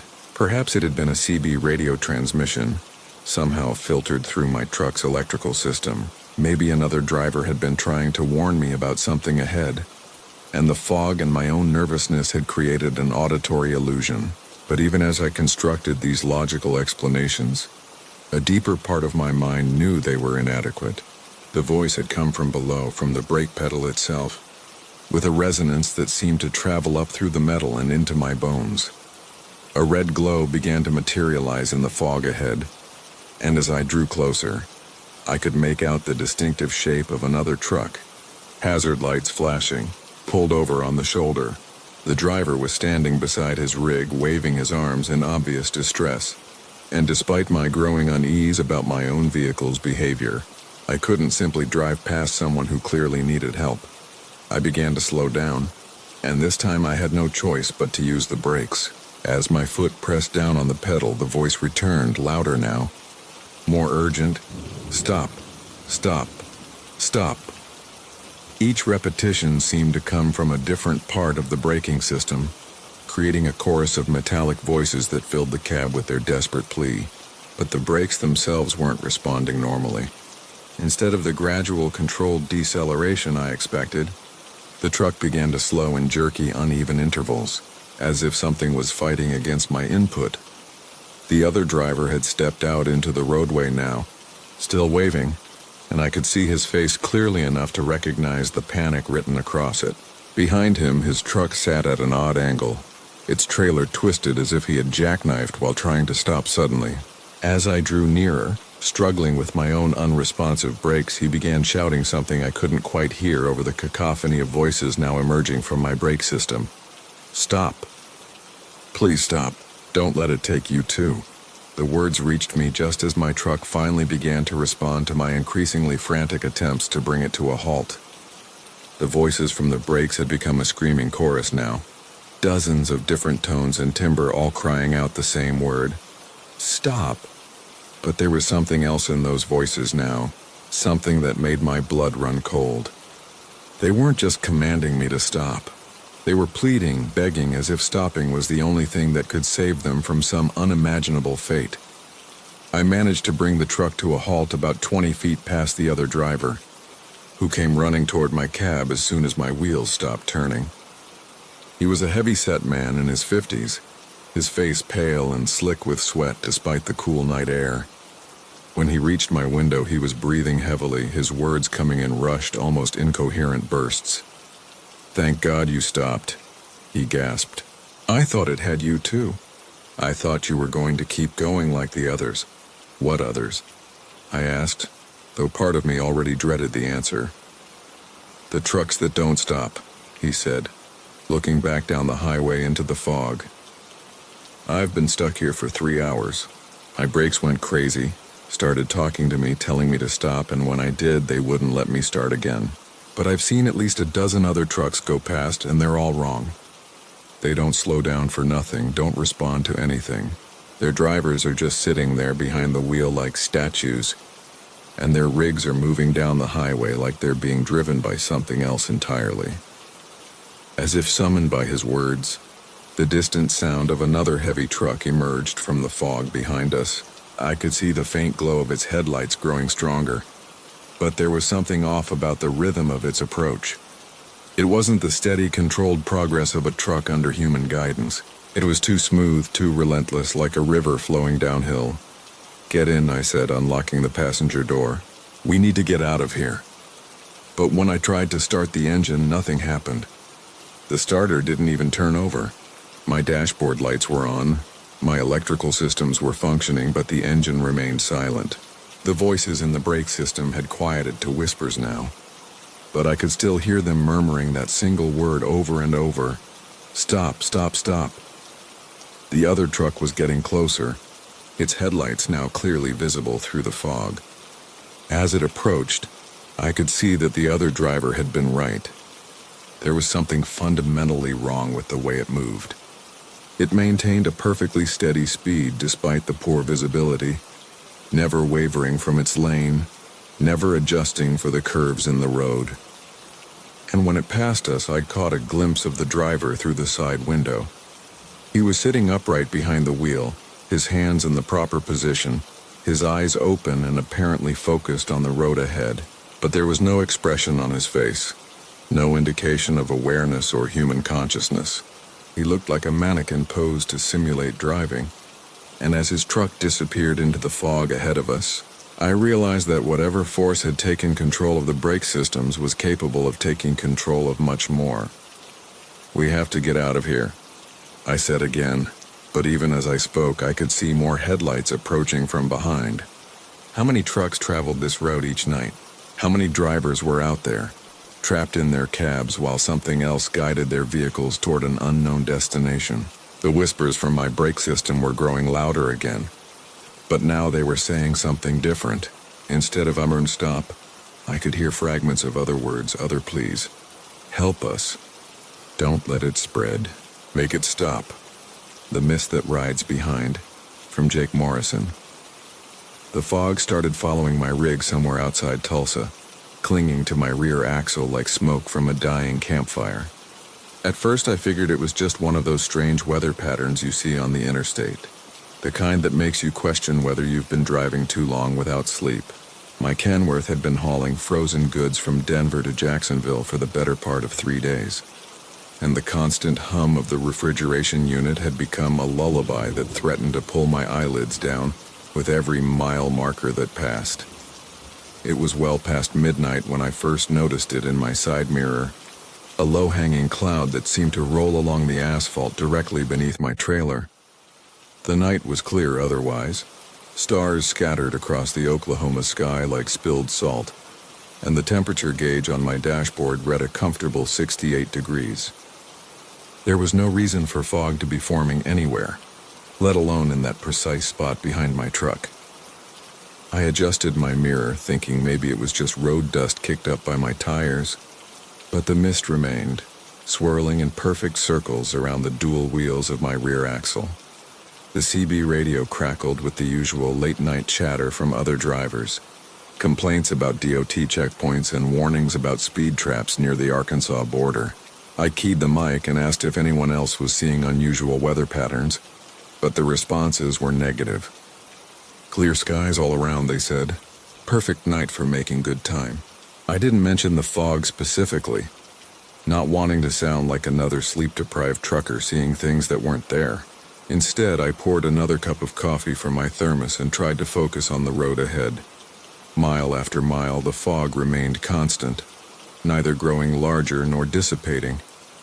It moved with my truck like a faithful pet, maintaining the same density and shape regardless of my speed. When I slowed for construction zones, it slowed with me. When I accelerated past slower vehicles, it kept pace perfectly, never falling behind or rushing ahead. The sight of it in my mirrors became hypnotic, almost mesmerizing, and I found myself checking on it more frequently than I should have while maintaining control of 40 tons of truck and trailer. Somewhere near the Arkansas state line, I pulled into a truck stop to fuel up and grab some food. The parking lot was half full of other rigs, their running lights creating a constellation of red and amber against the darkness. As I backed into a parking space, I watched my mirrors carefully, expecting the fog to dissipate once I stopped moving. Instead, it seemed to settle around my rear axle like a cat curling up for a nap, maintaining its circular pattern even though my wheels were no longer turning. I climbed down from my cab and walked around to the back of my trailer, flashlight in hand. The fog was there, definitely there, swirling about 3 feet off the ground in a perfect circle that encompassed both rear axles. I could feel the moisture in the air, cool and damp against my face, carrying a scent I couldn't quite identify. It reminded me of something organic, like wet leaves or moss-covered stones, but with an underlying metallic tang that made my nose wrinkle. When I reached out to touch it, the mist recoiled slightly, maintaining a consistent distance from my hand as if it were somehow aware of my presence. Inside the truck stop, the fluorescent lights hummed overhead while I made small talk with the clerk, a young woman with tired eyes who'd probably been working the night shift longer than she cared to remember. I asked her about local weather conditions, mentioning that I'd seen some unusual fog patterns on the road. She shook her head and said the evening weather report had called for clear skies throughout the region. No fog warnings, no temperature inversions, nothing that would explain what I was experiencing. Back at my truck, the fog had grown slightly thicker, rising perhaps another foot higher than before. Other drivers passed by without seeming to notice it, which struck me as odd given how prominent it appeared in the glow of the parking lot lights. I started my engine and pulled back onto the interstate, watching as the mist immediately resumed its synchronized movement with my rear axle. The CB radio remained quiet now. Most drivers settled in for the night or focused on making their delivery deadlines. As I crossed into Arkansas, the fog began to change behavior in subtle ways. Instead of maintaining a perfect circle, it started forming patterns within itself, spiraling inward and outward like a slow-motion whirlpool. Occasionally, I thought I could see shapes within the mist, vague forms that appeared and disappeared before I could focus on them properly. My imagination, I told myself, just fatigued playing tricks with peripheral vision and highway hypnosis. The real change came near Little Rock, when I noticed that other vehicles seemed to be avoiding the right lane behind my truck. Cars and other semis would approach normally, then suddenly change lanes well before they reached the fog. I watched this happen repeatedly, vehicles swerving left as if they'd encountered some invisible obstacle. When I tried to raise other drivers on the CB to ask about it, I got nothing but static in response. My radio, which had been working perfectly just hours before, now produced only an odd rhythmic interference that almost sounded like breathing. The fog continued to thicken as dawn approached, rising higher and beginning to spread forward along the sides of my trailer. In my side mirrors, I could see it creeping slowly toward my cab, maintaining that same organic, almost purposeful movement. The temperature inside my truck began to drop despite the heater running at full capacity, and my breath started forming small clouds in the increasingly cold air. Ice crystals began forming on the inside of my windows, creating intricate patterns that looked almost like writing in a language I didn't recognize. By the time I reached the Mississippi River, the fog had completely enveloped my trailer and was beginning to surround my cab. The outside world became increasingly difficult to see, as if I were driving through a tunnel of gray mist that moved with me wherever I went. Other vehicles on the interstate had become mere shadows in my peripheral vision, their headlights appearing as dim, distant stars through the thick wall of fog that now traveled with my truck like a personal storm cloud. The worst part was the sound it began to make, a low humming that seemed to harmonize with my engine, but at a frequency that made my teeth ache. The noise would rise and fall in waves, sometimes crescendoing to a level that made me want to cover my ears, then dropping to barely audible whispers that somehow seemed more disturbing than the louder moments. My CB radio had gone completely dead, the static replaced by absolute silence that felt more ominous than any interference. As I approached the Tennessee border, I made the decision to pull off at the next truck stop and wait for daylight, hoping that whatever was happening would resolve itself with the sunrise. The fog seemed to anticipate my intention, growing thicker and more oppressive as I searched for an exit. When I finally found a suitable stop, the mist followed me into the parking lot but seemed reluctant to settle, continuing to swirl and move even after I'd shut down my engine. I spent the remaining hours before dawn sitting in my cab, watching the fog through my windows and trying to understand what I was experiencing. It wasn't just weather, that much was certain. Weather doesn't respond to movement with such precision, doesn't form patterns, doesn't seem to possess awareness of its surroundings. This was something else entirely, something that had chosen to attach itself to my truck for reasons I couldn't begin to comprehend. As the first light of sunrise began to penetrate the eastern horizon, I expected the fog to dissipate like morning mist typically does. Instead, it seemed to intensify, glowing from within with a pale phosphorescent light that had nothing to do with the approaching dawn. The humming sound grew louder, more insistent, and I had the distinct impression that whatever was within that fog was becoming more active as daylight approached. I started my engine and pulled back onto the interstate, deciding that movement was preferable to remaining stationary with whatever was surrounding my truck. The fog came with me, of course, thicker now than it had ever been, completely obscuring my view of anything beyond a few feet from my cab. I was essentially driving blind, navigating by instinct and the faint sensation of the road beneath my tires. That's when I realized I wasn't alone inside the mist. There were shapes moving alongside my truck, keeping pace with my speed, visible only as darker shadows within the gray fog. They seemed to be running or floating parallel to my trailer, maintaining perfect synchronization with my movement. When I slowed down, they slowed down.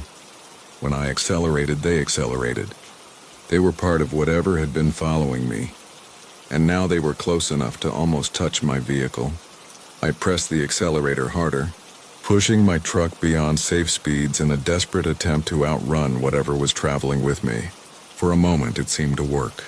The fog began to thin slightly, the shapes becoming less distinct, the humming sound fading to a more tolerable level. The cargo that breathes from Marcus Valdez. The dispatcher's voice crackled through my CB radio at 11:30 that October night, offering me a run that would change everything I thought I knew about hauling freight. I had been sitting in the parking lot of a truck stop outside Bakersfield, nursing lukewarm coffee and wondering if I'd made the right choice leaving my office job for life on the road. The pay was good, almost too good for what seemed like a straightforward haul from a medical facility in Nevada to a research center up in Oregon. But after 3 months of ramen noodles and sleeping in my cab, I wasn't about to turn down easy money. My Peterbilt 379 purred like a contented cat as I pulled into the loading dock of Meridian Biosystems 2 hours later. The facility squatted against the desert landscape like some modernist monument, all gleaming steel and tinted glass that reflected the sodium lights in harsh orange streaks. A thin man in a lab coat approached my cab as I backed up to the dock. His clipboard clutched against his chest like armor. Dr. Henley, he introduced himself, and his handshake felt cold and damp, despite the desert heat that still radiated from the asphalt. The cargo itself looked unremarkable enough, sealed in a refrigerated container that hummed with the steady drone of cooling units. Dr. Henley insisted on personally overseeing the loading process, his pale eyes never leaving the container as the forklift operators maneuvered it into my trailer. The paperwork listed the contents simply as biological specimens, temperature-controlled, fragile, and there was something about his nervous fidgeting that made me want to ask questions I knew better than to voice. In this business, you learn that curiosity pays less than silence. As I performed my pre-trip inspection, checking the trailer connections and testing the refrigeration unit, I noticed something odd about the power requirements. The container was drawing almost twice the amperage of standard refrigerated cargo, and when I mentioned this to Dr. Henley, he simply nodded and assured me that the specimens required very specific environmental controls. His explanation felt rehearsed, like he had practiced those exact words in a mirror, and when he handed me the sealed envelope containing the delivery instructions, his hands trembled slightly. The first few hours of the drive passed without incident, my truck eating up the miles of desert highway while classic rock played softly from my radio. The night air rushing through my slightly opened window carried the scent of sage and cooling sand, and for a while, I almost forgot about the unusual cargo behind me. But as I climbed into the mountains of Central California, something began to change. At first, I attributed the sound to road noise or perhaps a loose component in the trailer, but gradually I became aware of a rhythmic thumping that seemed to emanate from the container itself. The sound was subtle at first, barely audible over the rumble of my diesel engine and the hiss of air brakes on the winding mountain grades. But as the miles accumulated and the night deepened, the rhythm became more pronounced, more regular, like the steady beating of some enormous heart. I tried adjusting my mirrors to get a better view of the trailer, but the darkness beyond my clearance lights revealed nothing unusual. The refrigeration unit continued its monotonous hum, the LED display showing a steady 38 degrees Fahrenheit, exactly as specified in the shipping documents. When I stopped at a way station near the Oregon border, the silence that followed shutting down my engine made the rhythmic sound even more apparent. The inspector, a burly man with coffee-stained teeth, seemed eager to wave me through after a cursory glance at my logbook, but as he walked around my trailer, he paused near the rear doors. His expression shifted from bored efficiency to puzzled concern, and he pressed his ear against the aluminum siding for a long moment, before straightening up and meeting my eyes with a question he never quite managed to ask. Back on the road, climbing through the forested mountains of southern Oregon, the thumping grew stronger and more insistent. It no longer resembled mechanical noise or road vibration, but something organic and alive. Pulsing with a rhythm that seemed almost desperate in its urgency, I found myself unconsciously adjusting my driving to the beat, my foot on the accelerator keeping time with whatever was creating that sound. The forest pressed close on both sides of the highway, towering Douglas firs creating a tunnel of darkness that my headlights could barely penetrate. The delivery address led me to a facility even more remote than the pickup location, a cluster of low buildings hidden in a valley surrounded by dense timber. No signs marked the entrance, just a number on a weathered mailbox and a gravel road that wound through the trees like a question mark. As I navigated the narrow drive, my trailer swaying slightly on the uneven surface, I noticed that the thumping sound had grown so loud it was drowning out my engine noise. Whatever was in that container was fighting to get out. Dr. Sarah Chen met me at the receiving dock, her manner far more professional than Dr. Henley's nervous energy. But I caught something in her expression when she heard the sound coming from my trailer that made my skin crawl. Recognition mixed with what might have been fear, and she quickly directed the unloading crew to work with unusual haste. As they wheeled the container toward the building entrance, I heard her quietly instruct someone to prepare the containment protocols immediately. The paperwork should have been routine, but as Dr. Chen reviewed the shipping documents, she kept glancing toward the building where my former cargo had disappeared. The thumping sound had followed the container inside, and even through the concrete walls I could hear it growing more frantic and irregular. When she handed me the signed receipt, her fingers lingered on mine for just a moment longer than necessary, and she spoke in a voice barely above a whisper, telling me that I had done excellent work and that my discretion would be greatly appreciated. As I prepared to leave, hooking up to an empty trailer for the return trip, one of the facility workers approached my cab. He was young, probably fresh out of college, with the kind of eager face that suggested he hadn't yet learned when to keep quiet. He mentioned that they had been waiting for this particular shipment for months, that it was part of some groundbreaking research into artificial organ cultivation, but his explanation was cut short when Dr. Chen appeared and firmly escorted him back inside. The drive home felt longer than the trip up, my empty trailer making the truck feel unbalanced and strange. Every few miles I found myself checking my mirrors, half expecting to see that container still there, still pulsing with its mysterious rhythm.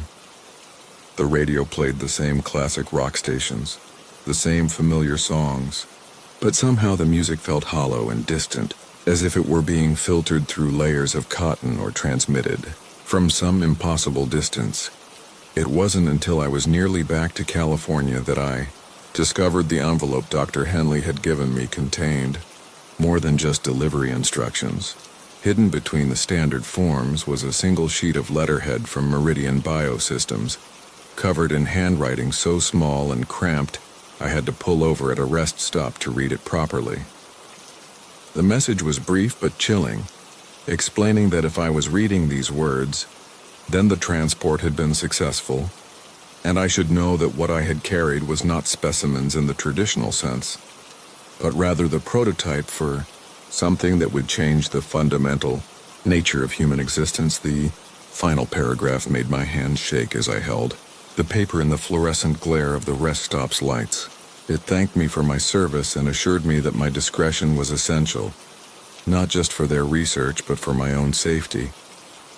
The last line suggested that I should destroy the letter immediately and never speak of what I had hauled, because there were others who would pay handsomely to know what I had seen, and not all of them would be as understanding as Meridian Biosystems if I chose to share that information. Even now, months later, I still hear that rhythmic thumping in quiet moments, usually just as I'm drifting off to sleep in some anonymous truck stop parking lot. Sometimes I wonder if what I carried that night made it safely to its destination, or if it's still out there somewhere, growing stronger and more desperate with each passing beat. The check from Meridian cleared without any problems, and I've received several more offers for similar runs. But something tells me that once you've hauled cargo with a beating pulse, there's no going back to ordinary freight. The road ahead stretches into darkness, and somewhere in that darkness something is waiting for its next ride. The persistent invitation from Marcus. The first time my hood opened by itself was 3 days into what should have been a routine haul from Portland to Denver, somewhere along Interstate 84, where the Columbia River Gorge cuts through the mountains like an ancient wound. I was driving my 2018 Kenworth T680, a machine I'd come to trust as much as my own heartbeat over the past 4 years on the road. The gentle rumble of the Cummins engine had been my lullaby through countless nights. Its steady vibration transmitted through the steering wheel like a reassuring handshake from an old friend. It was one of those October evenings when twilight seems to last forever. The sky painted in shades of purple and amber that photographers would kill for but truckers learned to take for granted. The air carried that crisp bite that promises winter, and I had the windows cracked just enough to let in the scent of pine and the distant Columbia. My CB radio crackled occasionally with the voices of other drivers, their conversations drifting in and out like fragments of dreams, mixing with the soft jazz playing from my Sirius radio. I'd just passed the Cascade locks when I felt the subtle shift in the truck's center of gravity that every experienced driver recognizes instinctively. The hood had lifted, not dramatically, but enough to catch the wind and create that distinctive flutter that changes the whole aerodynamic personality of your rig. I could see it in my peripheral vision, that slight rise at the front edge, and feel it in the steering wheel as the crosswinds from the gorge caught underneath and tried to push me toward the shoulder. Pulling into the next truck stop, I climbed down from the cab with the weary resignation of someone who's dealt with mechanical gremlins before. The hood release cable had probably stretched, or the latch mechanism had finally given up after all those miles and temperature changes. These things happen when you're pushing 250,000 miles on the odometer. The truck stop was one of those generic places that blur together after a while. All fluorescent lighting and diesel fumes, with the eternal soundtrack of idling engines and the hydraulic wheeze of air brakes. But when I examined the hood, everything looked perfectly normal. The latch was engaged solid as Gibraltar with no signs of wear or cable slack. I pressed down on the hood anyway, hearing the satisfying click of metal settling into metal, and figured maybe it had just been a momentary thing. Perhaps a piece of road debris that had worked its way into the mechanism and then fallen out somewhere along the way. 30 miles later, somewhere in the depths of the Blue Mountains where the highway winds through forests so thick they seem to swallow sound itself, it happened again. This time I was certain, feeling that telltale change in handling that comes when your aerodynamics go to hell. The headlights of my truck cut through the gathering darkness, illuminating the white lines that seemed to stretch into infinity, while the hood fluttered like a giant wing trying to take flight. I found another place to pull over. This time just a wide spot in the road with barely enough room for my 53-foot trailer. The silence when I shut off the engine was profound, the kind of quiet that makes you aware of your own breathing and the soft tick of cooling metal. No other traffic passed as I walked around to the front of the truck, my boots crunching on gravel that sparkled like broken glass in the beam of my flashlight. Again, the latch was perfectly secure. I stood there for a long moment, running my hand along the seal where the hood met the body, searching for any explanation that would make sense in the rational world I thought I understood. The beam of my flashlight revealed nothing unusual, just the familiar geography of my truck's front end, every bolt and rivet exactly where it should be. The third time it happened was deep in the heart of Idaho, somewhere between Baker City and Boise, where the highway cuts through landscape so desolate it might as well be the surface of another planet. It was past midnight now, that dead hour when the world feels emptied of everything but the eternal procession of mile markers and the hypnotic rhythm of the road. The only illumination came from my headlights and the occasional green glow of a highway sign emerging from the darkness like a mechanical ghost. This time, when I pulled over, I decided to conduct a proper investigation. I opened the hood completely, letting it swing up on its hinges until it locked into the raised position. My flashlight beam swept across the engine compartment, revealing the familiar landscape of hoses and belts and metal that had carried me safely across hundreds of thousands of miles. The air filter housing sat exactly where it should. The battery terminals were clean and tight. The various fluid reservoirs showed proper levels. But as I prepared to close the hood, something caught my eye. Tucked into a corner near the firewall, almost hidden behind the brake master cylinder, was something that didn't belong. At first glance, it looked like a piece of paper, yellowed with age and folded into a small square. I had to use my pocket knife to fish it out, the paper feeling brittle and strange between my fingers, as if it had been there much longer than should have been possible. Unfolding it carefully under the beam of my flashlight, I found myself looking at what appeared to be a hand-drawn map, sketched in fading blue ink on paper that felt like it came from another era. The lines were simple but precise, showing a network of roads that didn't match anything in my atlas. At the center of the map was a small symbol that looked like a building or perhaps a house, surrounded by what might have been trees or perhaps just decorative flourishes. The strangest thing was that I could swear one of the roads on the map matched the highway I was currently traveling, complete with the distinctive curve I remembered passing about 20 miles back. And if that was true, then according to the map, there should be a turnoff somewhere ahead, a road leading north into what my official map showed as empty federal land. I stood there in the Idaho darkness, holding this impossible map and trying to make sense of how it could have appeared in my engine compartment. The rational explanation was that it had been there all along, perhaps left by a previous owner or a mechanic, and I'd simply never noticed it before. But that didn't explain why the hood kept opening, or why finding the map felt less like a discovery and more like a delivery. Getting back on the road, I found myself watching for the turnoff the map seemed to indicate. The hood stayed properly latched now, as if it had accomplished its purpose, but I couldn't shake the feeling that something had fundamentally changed. The darkness beyond my headlights seemed deeper somehow, full of possibilities that hadn't existed an hour earlier. Sure enough, maybe 15 miles down the road, I saw it.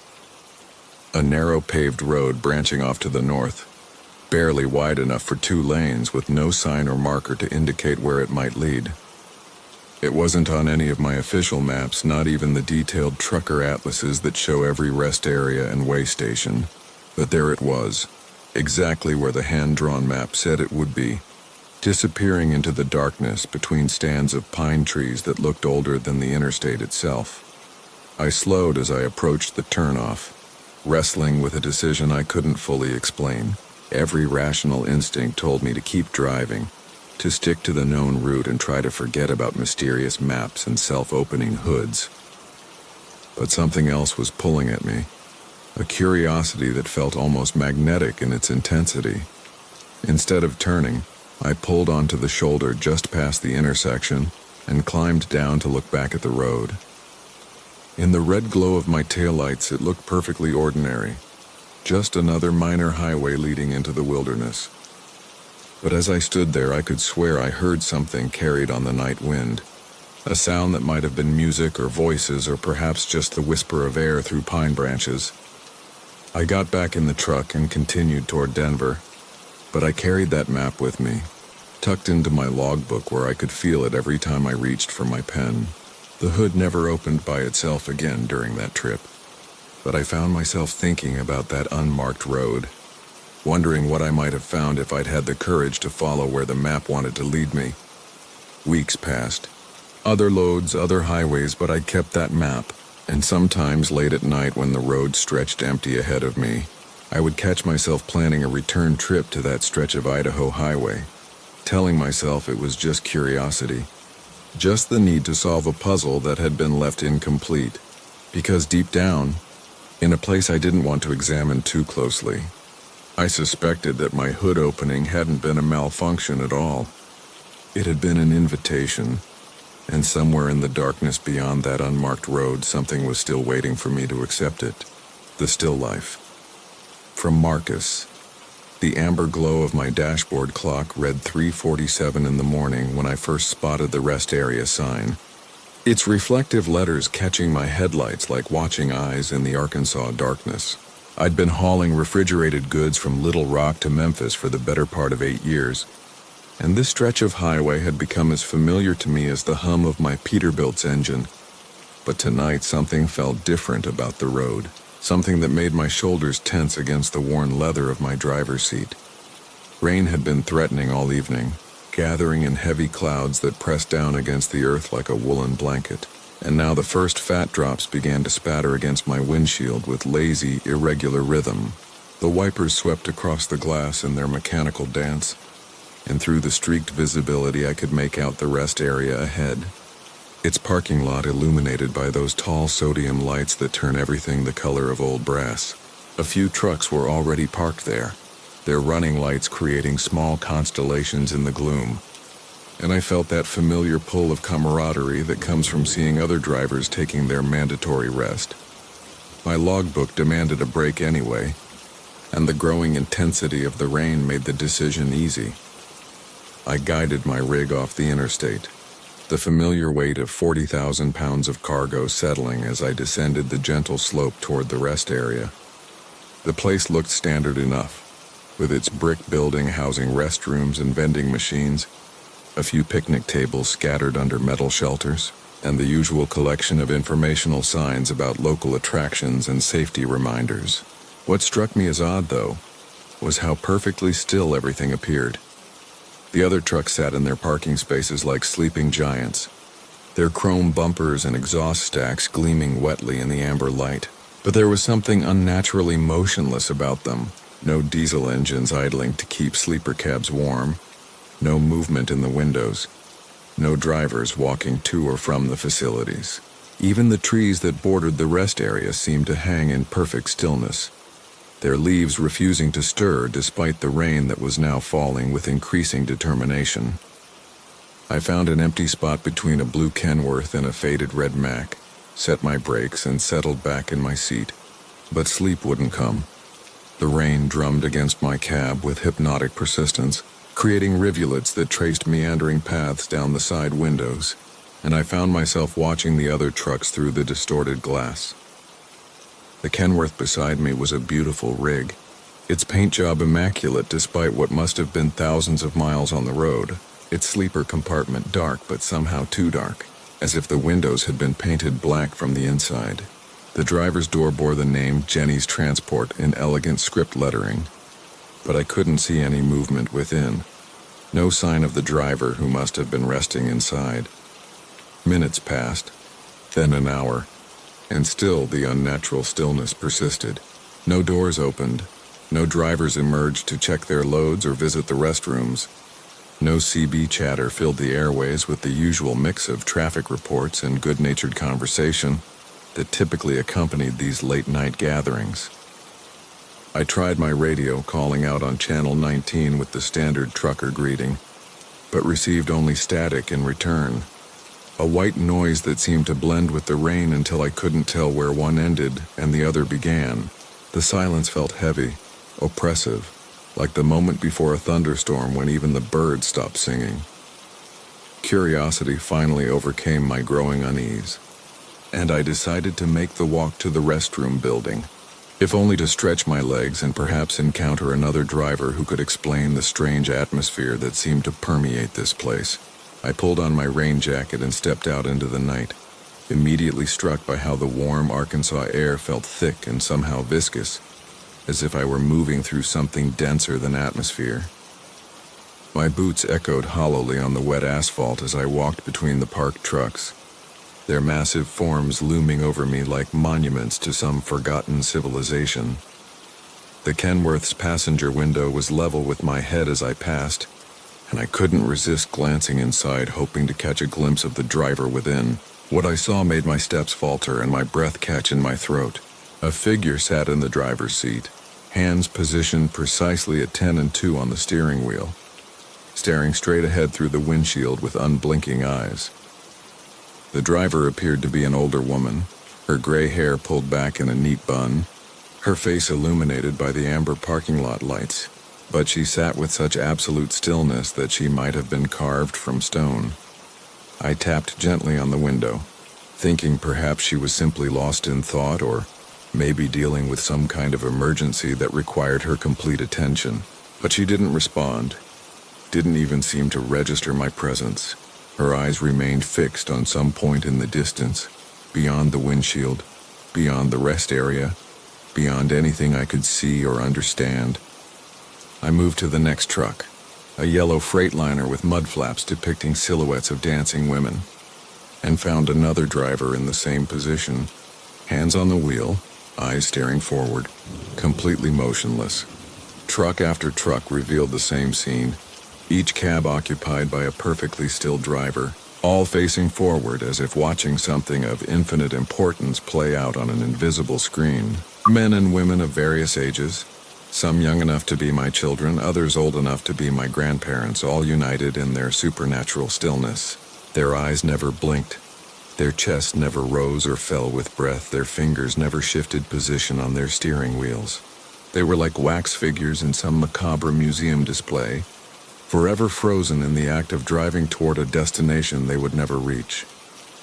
The restroom building stood at the center of the parking area, its brick walls dark with rain and its fluorescent lights humming with electrical persistence.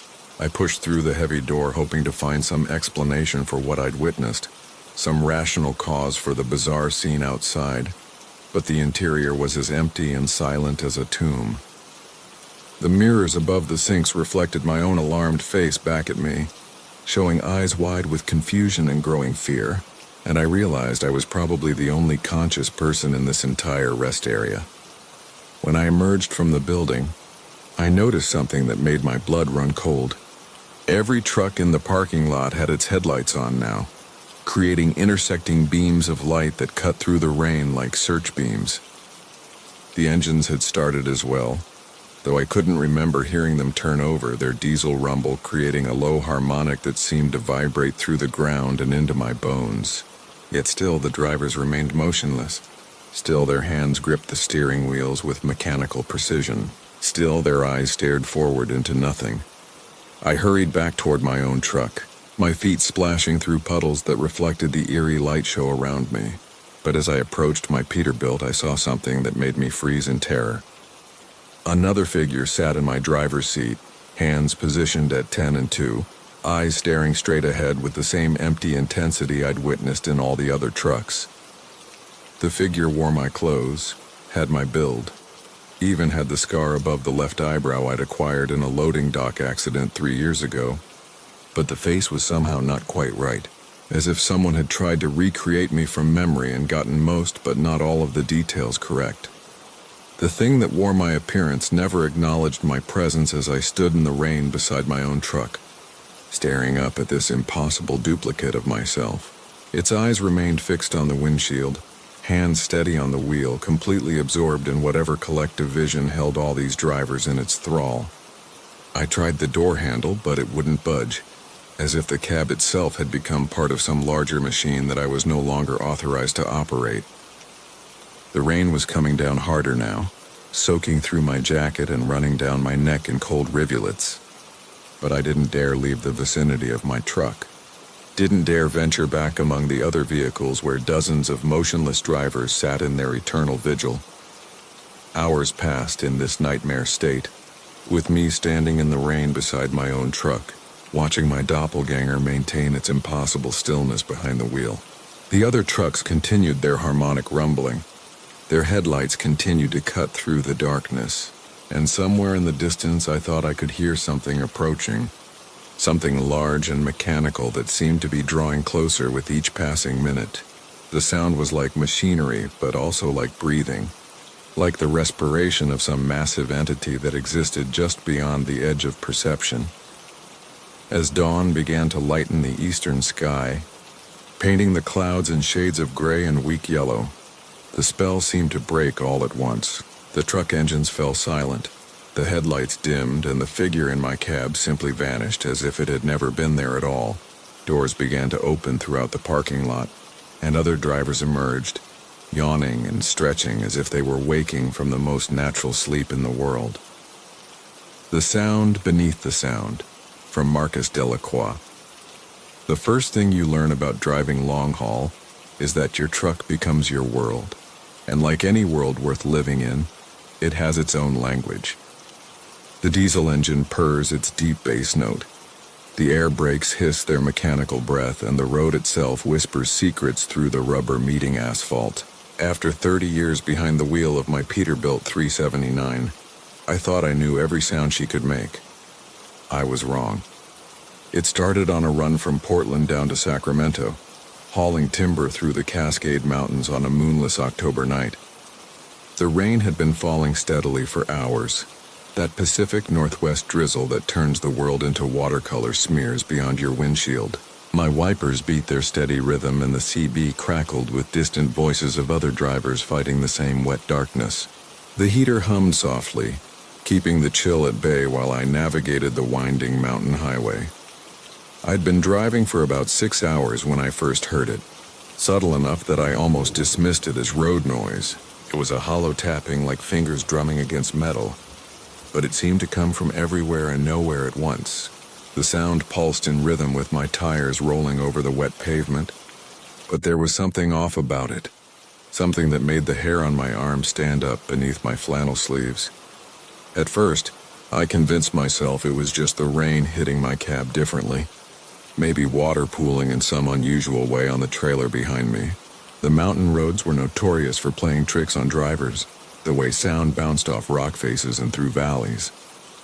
But as the miles rolled by, the tapping grew more distinct, more insistent, and I began to realize it wasn't coming from outside the truck at all. The sound was coming from inside my cab, echoing up through the floorboards as if my tires were somehow hollow, as if each rotation was broadcasting something directly into my driving space. I pulled over at the next rest stop, a lonely stretch of gravel overlooking a valley shrouded in mist. The sudden absence of road noise made the silence feel thick and oppressive. I grabbed my flashlight and climbed down to inspect my tires, expecting to find a nail or piece of debris that might explain the strange acoustics. But my tread looked perfect, my rims solid, everything exactly as it should be.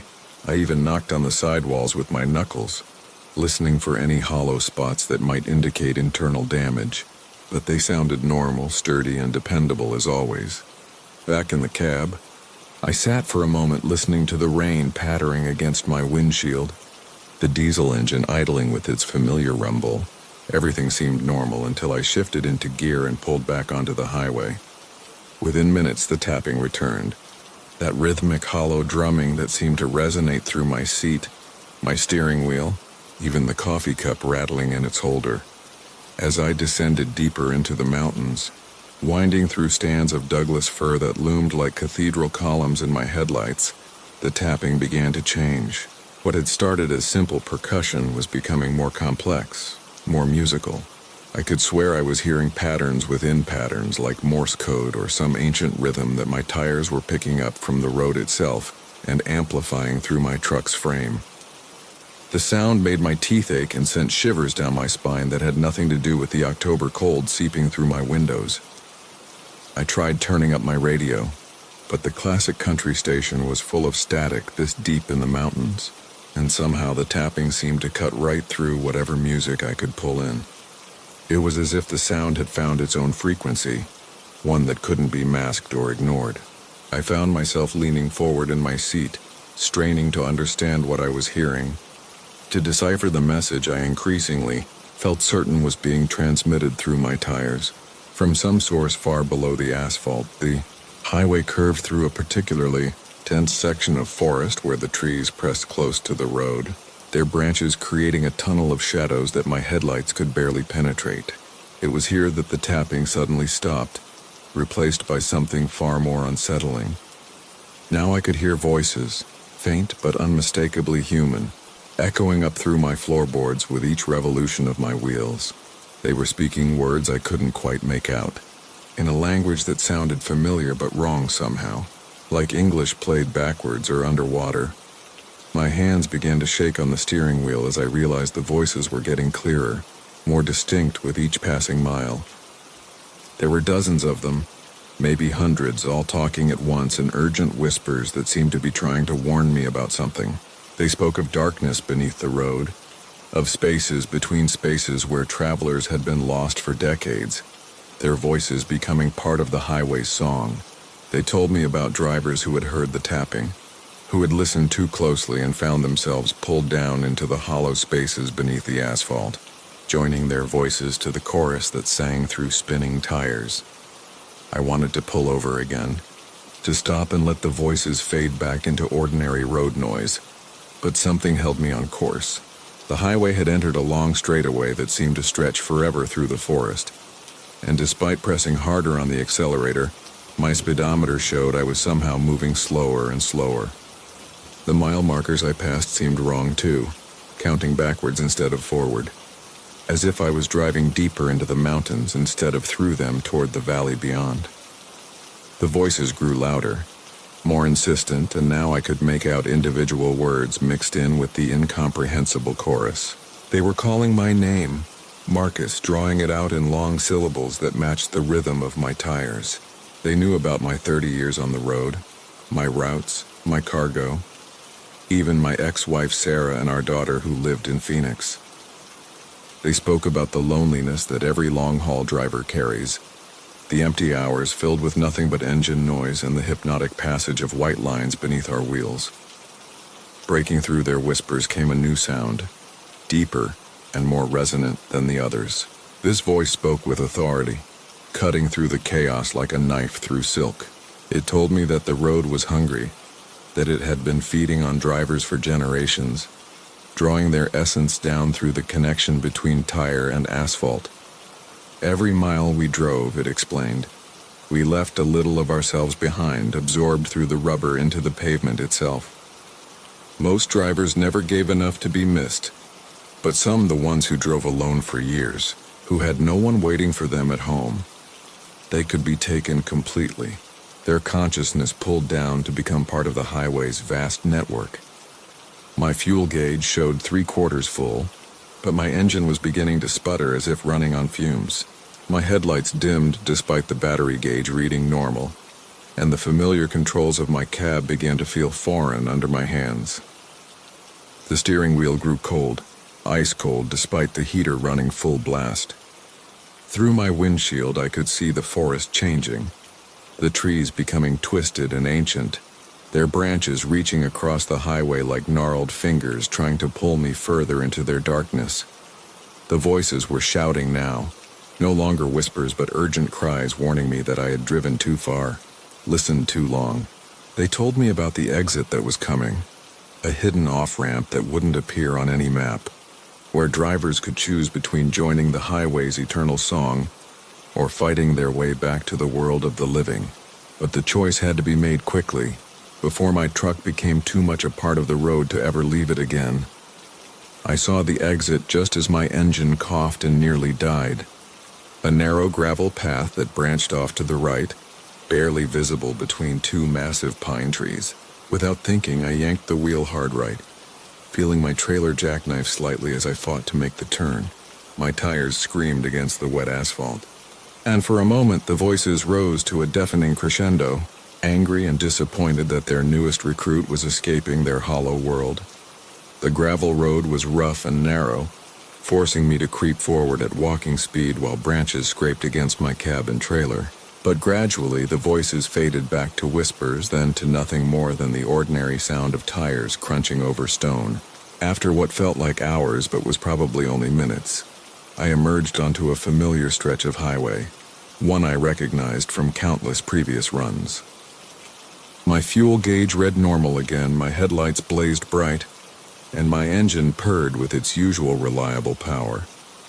I made it to Sacramento without further incident, delivered my load of timber to the mill, and filed my logbook like any other run. But I've never forgotten that night in the mountains, and I've never taken another route through that particular stretch of highway. Sometimes, on quiet nights when I'm driving through isolated country, I listen carefully to the sound my tires make against the road. Most of the time, it's just rubber and asphalt doing their eternal dance.